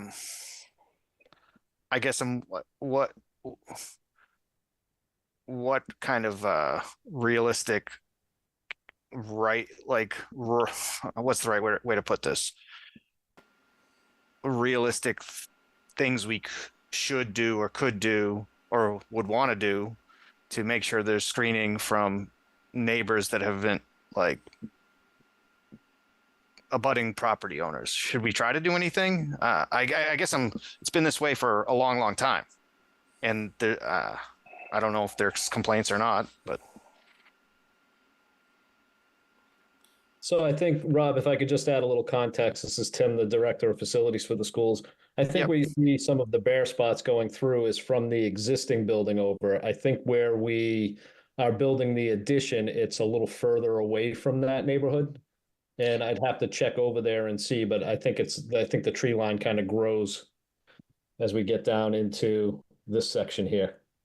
It definitely, I know someone had a map earlier where Sanctuary Lane comes and comes closest to the school is by the existing school. And as you get towards the basketball court and ball field now, the houses are further away. So you can't see houses at all from down there, but hopefully some abutters will be on later and further down the process and have direct feedback as well. Hopefully you guys have reached out to any of the abutters as well to get their feedback.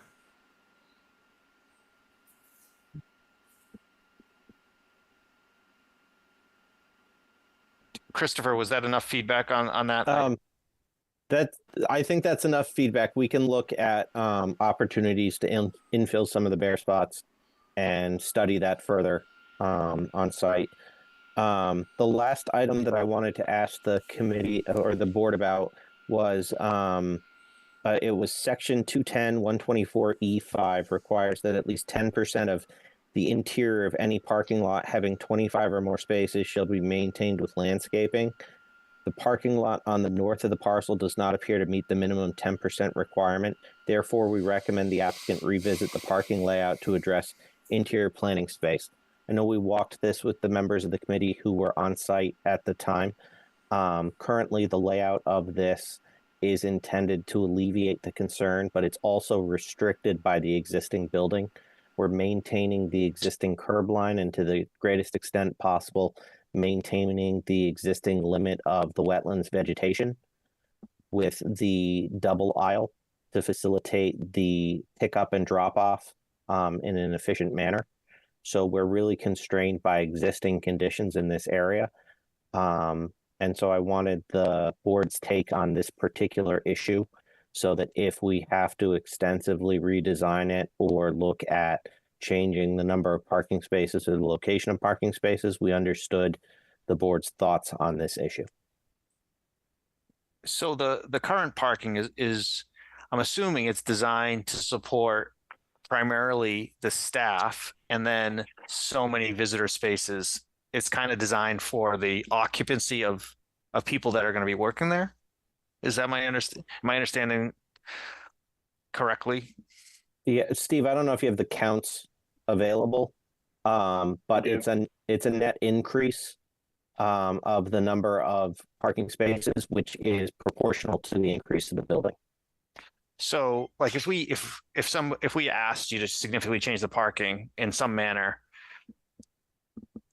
with more vegetation to more trees or shrubs or landscaping, we'd be butting up against like the necessity for parking to support the staff that's going to work at the school and the kind of needed visitor spaces you need with any school, picking up, dropping off, or whatever the other visitor reasons.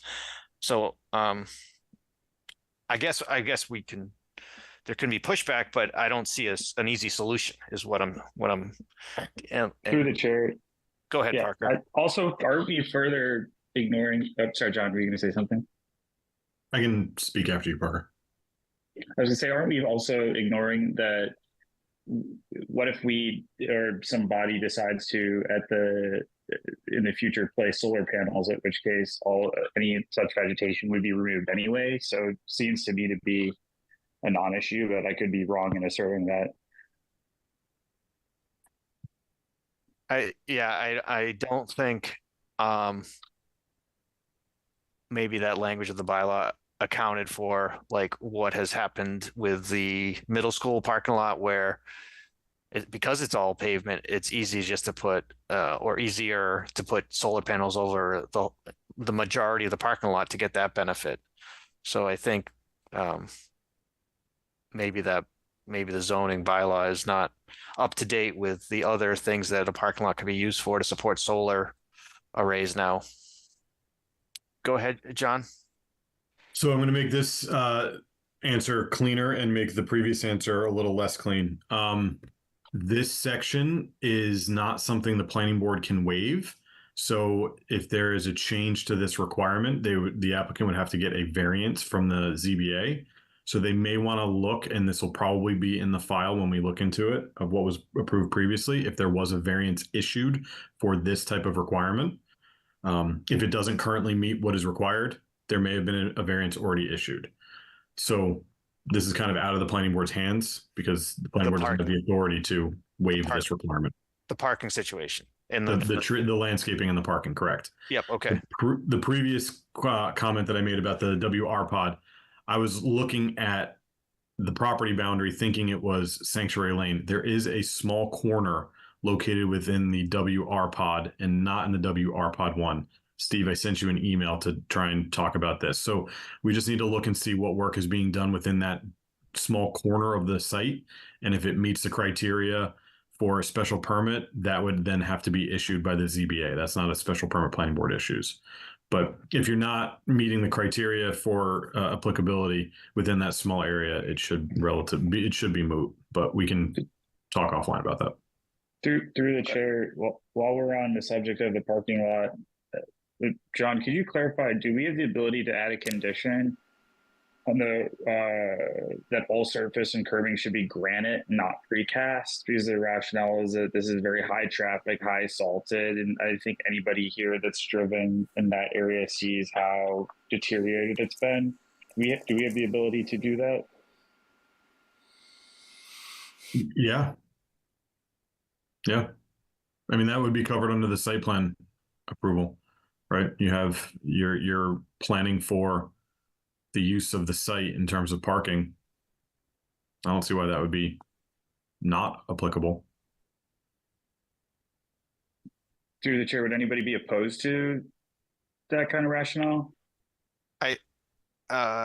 Parker, the only thing I'm thinking is since this is a public project that all the taxpayers of Hopkinton pay for, I am not a curb expert, but I don't know what the delta in cost is. I think the town collectively approved the scope of the project at town meeting. So we just want to be realistic with like things that help the project. And maybe granite does, but if it's just a minor increase and it's within the budget, I'd say sure, but I really have no idea. Through the chair, I think that if we look at the town meeting as an example, the scrutiny that we get on maintenance for projects is sometimes I guess put it a different way, if we could put a one-time capital investment into infrastructure that will stand the test of time versus, needing to then go to town meeting to request, for, maintenance that might or might not be approved, and seeing the state of the parking lot and curbs that is today, I don't think it's a unreasonable ask of, the taxpayers to forego future OpEx costs or one-time CapEx costs. That's just the rationale, but.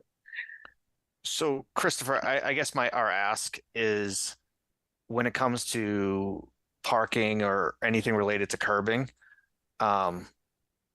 what to come prepared to talk about the delta in cost. I think there's some sentiment that granite curbs could stand the test of time around a school a lot longer, but it's also, there's some concern that the cost delta, we don't know what the cost delta is. We can certainly get that information and bring it back to the committee. Thank you. And if there's nothing else on that topic, I had one more here that I just thought it would be useful to talk through.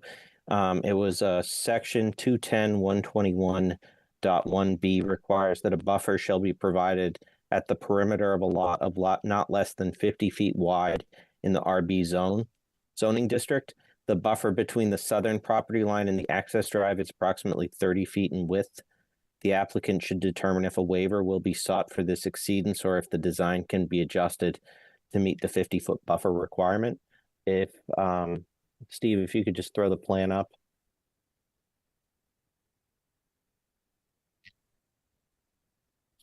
So I believe the buffer that they're talking about is the curb line of the existing road as it exists now. We're making it no wider than the existing as part of what we're doing in all of our new work, other than the mill and overlay of that road to bring it back up to a good condition, is to the inside or away from the property line. So I just wanted to get the board's feeling on whether that's also something that they feel we need to seek a waiver for, or if that's something where the existing school as it exists now has that limitation and all our work is expanding it to the inside and not to the outside. I'm going to look for some guidance from John, see if this is something they need planning board input on. So is this proposed to be changed from what's existing? Are you making this buffer area narrower? Like, does it currently meet the requirements? No. It doesn't currently meet the requirements? Correct. It's like a pre-existing non-conforming condition. Here is, like in this area here, this is the existing curb. We're pulling it in slightly, so it's 2 or 3 feet, but we're certainly not making it worse. But to be able to get 50 feet of buffer is basically difficult. It basically eliminates the road. This might be covered in the previous approval, And I would hope, I'd have to get confirmation from the zoning enforcement officer, but I would hope at the very least you could apply for a section 6 finding in front of the ZBA and say that you're not making a non-conforming any worse by the proposed work. But if it's not changing and it was already in place, I would imagine there's some type of approval or permission that is allowing it.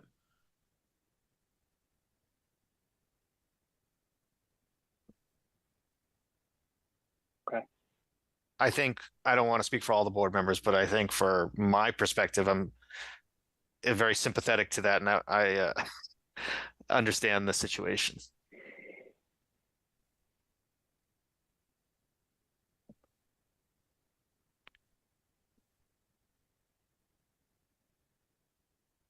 So, and go ahead, Christopher. I think we had one more item. Steve, did you want to talk about the existing? The stormwater? Yeah. Yeah. So there's a kind of an overarching comment.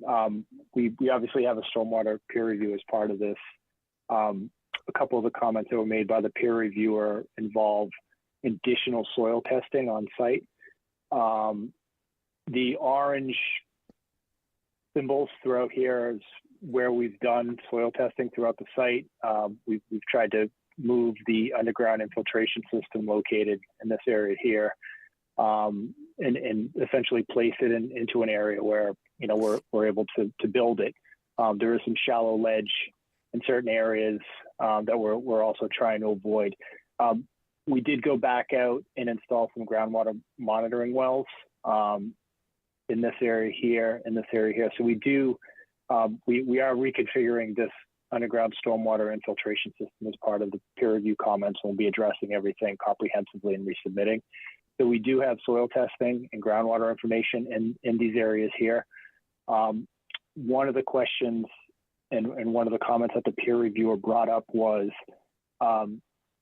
performing in situation infiltration testing on the property.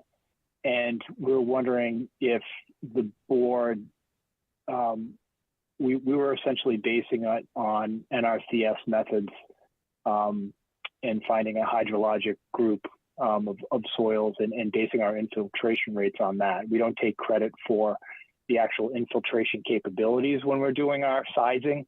So we're capturing all of our detention that's required, volume storage within the system itself. Is this something that the board has ever offered a waiver for going back out? And we're just being conscious of time and of course additional costs for the project. Has the board ever allowed us to allowed other projects to use, you know, published soil hydrologic groups to you know, use as infiltration testing and infiltration rates rather than going back out and doing testing, additional testing? Through the chair.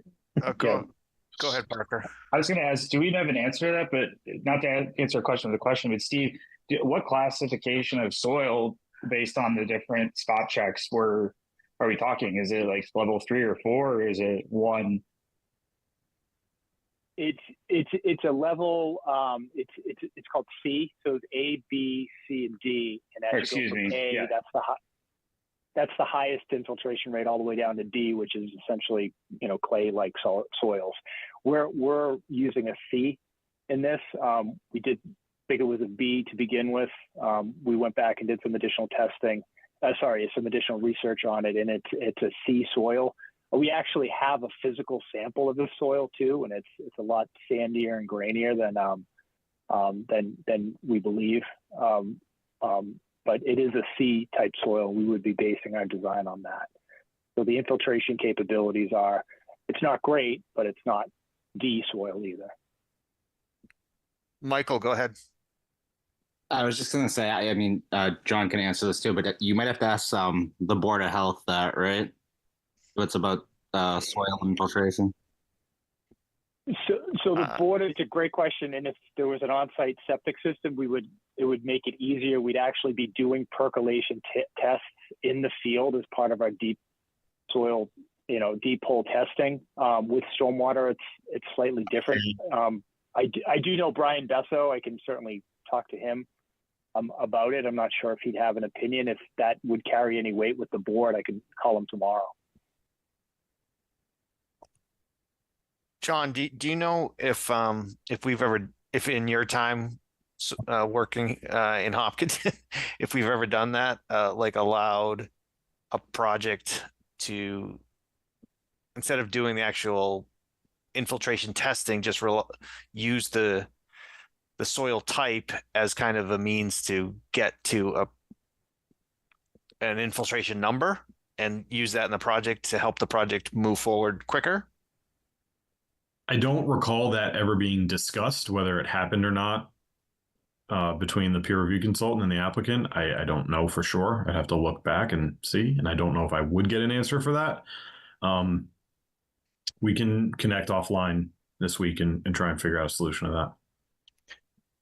Yes, yeah, I think that's the best step, Steve. Like anything you can work out with John and maybe even our peer review consultant, if they buy in on that, I think that helps the board make it easy for us to buy in on it.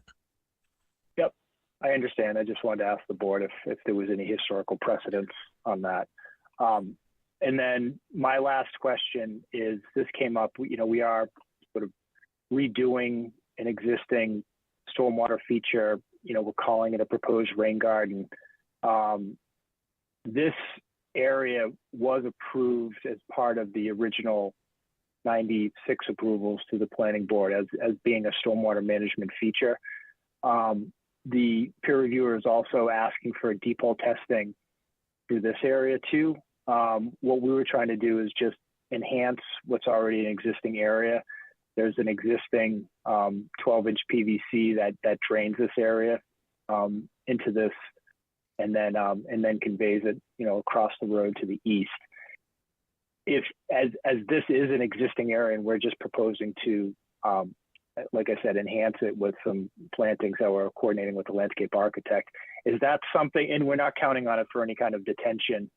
It's really just more of a stormwater quality feature that we're upgrading and sort of an outdoor classroom.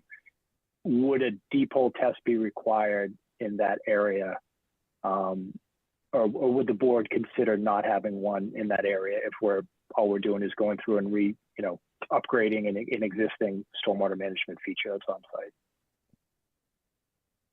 I think this is another thing that, like, if you can get agreement with our peer review consultant to say that's okay. Like I'll speak for myself. I'm not an expert on stormwater and like soil type and all this stuff. So the more you get an agreement from the person we hire to provide guidance, the better. Okay. All right. I totally understand. Just wanted to bring it up with the board tonight. But we, like John said earlier, we just did get the review comments. We've reached out to Ty and Bond to try to schedule a meeting this week and go through a lot of these questions as well. So hope to have some more answers next time. Through the chair, if I just did some quick Googling as well, if we could just understand if there's any safety or like legal liability concerns as part of that, and then what if there's any community impact. So if any properties around would be negatively impacted. I think based on the gradient, it's likely no, but, and then finally, like what are the financial implications of skipping the testing that could possibly lead to higher costs in the long run? Knowing those three things could also be beneficial as well.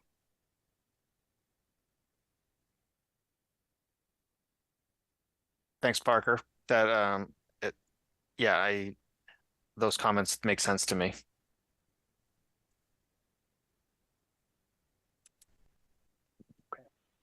That's all I had.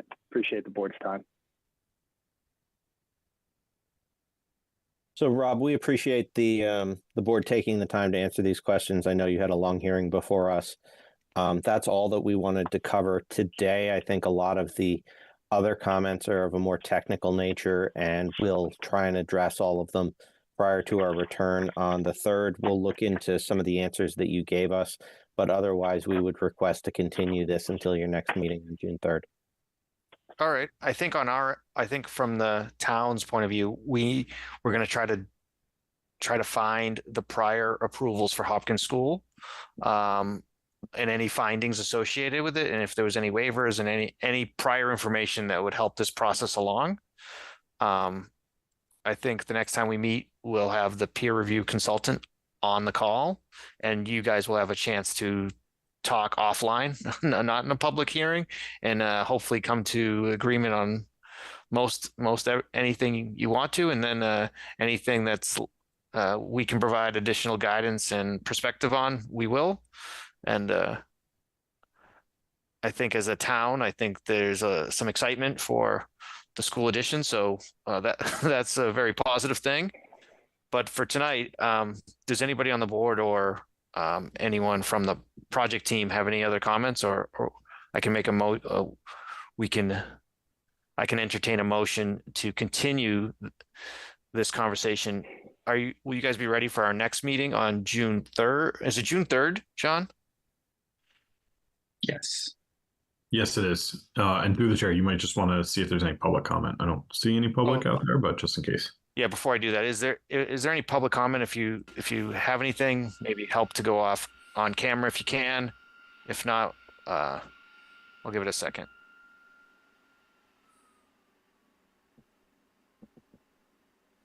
All right, I'd like to entertain a motion to continue. Is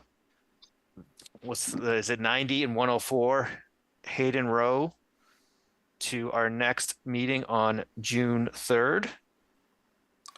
So moved. Second.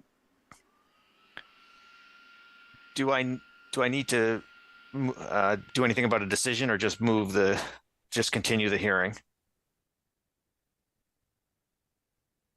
I believe both decisions are okay, but let me just check. We should continue the stormwater management permit because it's currently May 26th. So I would ask that we go June 10th. So I want to continue the major site plan and stormwater management permit to June 3rd, and then the decision to June 10th. For the stormwater management permit to June 10th. For the decision for the stormwater management permit to June 10th. So moved.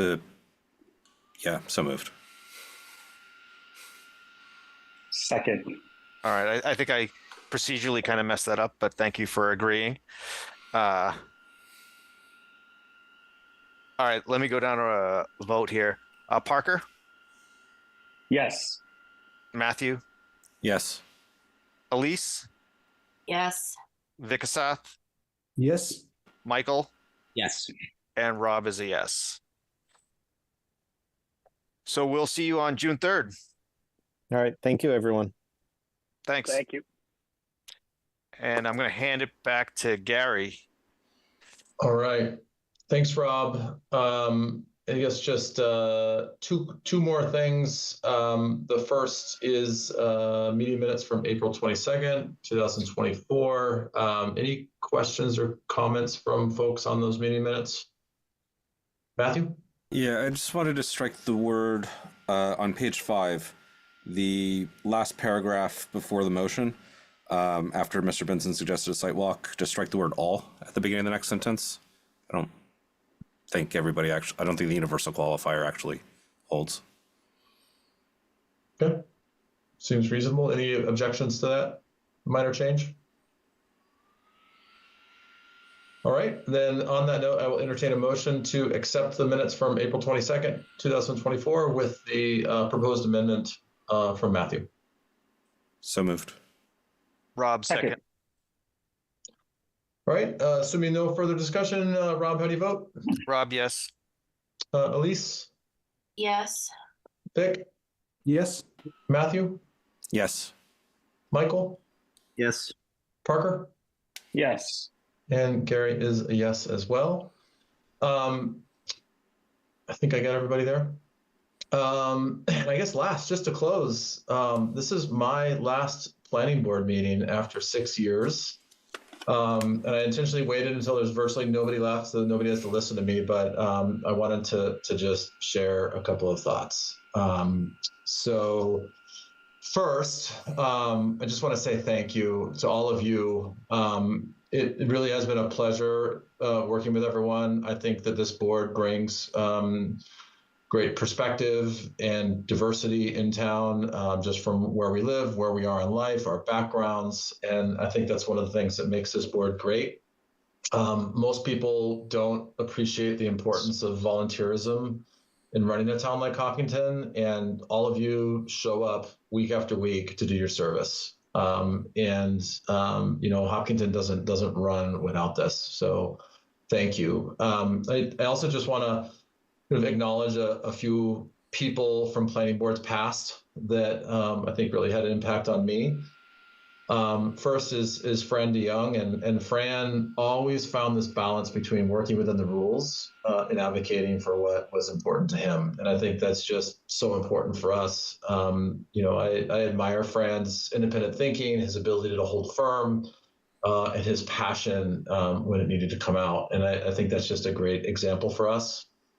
The second person, Muriel Kramer, and I learned from her the value of inclusivity. I think that she, of all people, always made an effort to enable people to speak and to find their voice.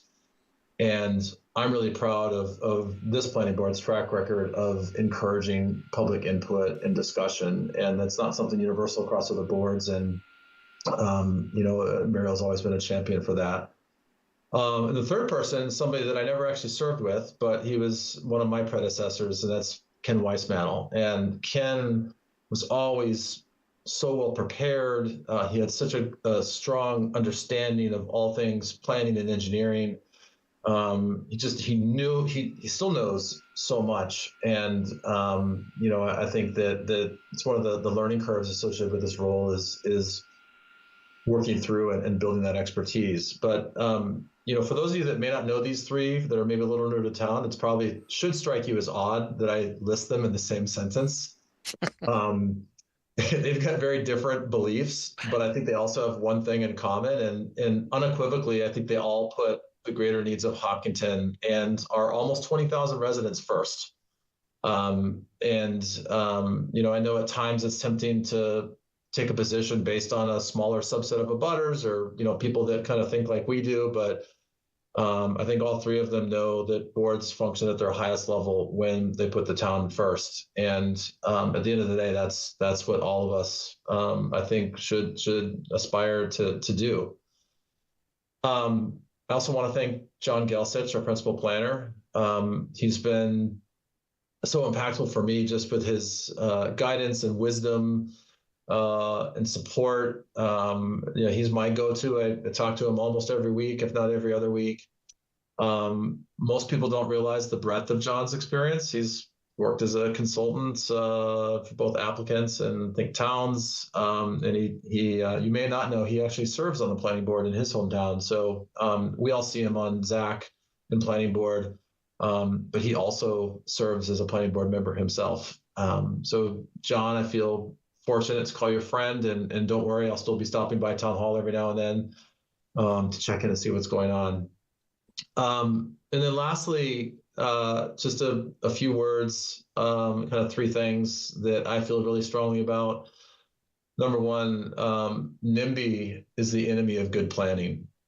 And I'm going to say that again, but it goes back to that notion of thinking about the broader interests of the town. And it's really, really easy to I guess I'd say this, it's hard to go against NIMBYs in so many ways, but as planners, we should constantly be checking ourselves, or as planning board members, we should be checking ourselves against that. And, just because there's 100 people that feel that way, there's 19,000 more that may or may not. So, I think that's so important.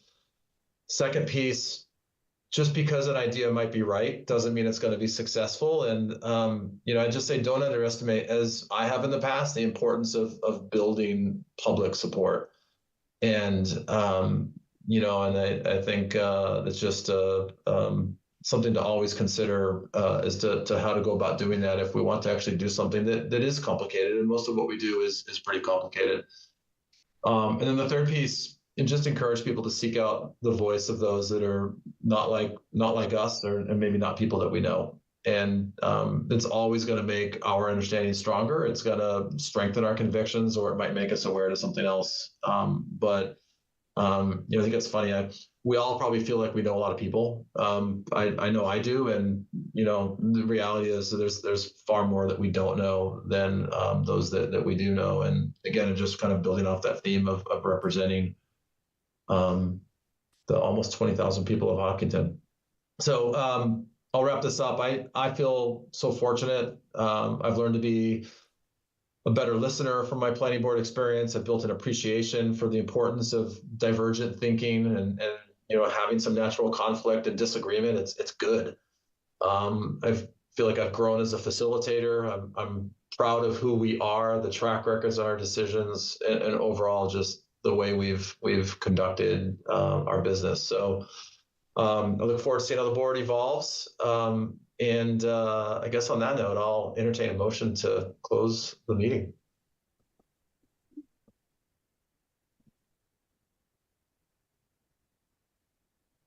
So moved. Miss you, Gary. Second. No public comment at all. Gary, come on, man. I have a comment on the motion. Oh, I was going to try. John, I don't know if you can make a comment on the motion, but I'll let you. Well, I don't think it's very fair that you can say all that and not let anybody say anything about you. But yeah, that was rough. Gary, it's been an honor working with you, and we're sad to see you go. I know I'm going to be sad to see you go, but I'm excited to work with the rest of the board moving forward. Thank you for the kind words. It's been really nice working with everybody on the board up to this point, and look forward to doing it more. But it's really good to have had a couple chairs in the past now that have really made this board their own, and I hope the next chair does the same. So thank you for your guidance on the board, and we'll miss you, and hope to see you back in the near future. Thanks, John. I don't think Public attendance and comments are always welcome, Gary. Feel free to dial in. Don't worry, I will not venture too far, and I'm not moving, so just have to be public comment. I have I don't even really understand, Gary, how much extra work you put in over and above and beyond. But it's a lot. And at least I know it's a lot. So you've really always tried to do the right thing, and I fully appreciate it. Thanks, Rob. We'll miss you, Gary. Thanks for everything you've done for the town. Thank you. Well, Miss Gary, you are one of the reasons for me to step in also, to be honest, because if you remember very first time when I initially talked to you about this post, you guided me saying that you know how important this is. I'll still bug you after this also. I have your number for any guidance. Thanks, Vic. I think Vic meant he blames you. he might. I'm just what kidding. The hell are you guys doing out there? I'll just say, Gary, some big shoes to fill, and we definitely, I can say personally, appreciate how you've gone about the role. And I don't know if as somebody, many folks are still getting to know me, but they could say that Parker doesn't get speechless many times, and this is one of those times I feel quite speechless. It's sad to see you go. Thanks, Parker. All right. Anything more? It's always awkward. I was hoping to avoid that, but we'll I appreciate organize. the comments. We'll organize some post some beers or something at what the heck start line, but and notify the public so we're not violating the Open Meetings Act. If they want to attend, they are welcome. Yeah, thank you. I thought about trying to throw a date out there, and gosh, maybe we can chat offline. My calendar is a little nuts right now. It's going to get worse before it gets better, but maybe I'll throw a few dates out there, and it'd be fun. We don't see each other enough, so and we gotta get Elise out. One more. Well, that might be a little tight. It'd have to be like in the next like couple weeks, I think. But yeah. All right. Well, thank you all. Don't be a stranger. As you all know, I have a lot of opinions and I'm always willing to share them, and I don't charge. So if you want some free opinions, let me know, and know that I won't be a stranger to this whole process. So on that note, we have an motion and a second to adjourn. Rob, how do you vote? Yes. Elise? Yes. Matthew? Yes. Michael? Yes. Vic? Yes. Parker? Yes. And Gary's a yes as well. So Thanks, Gary. have a good night. Thanks, everyone. All right. Bye.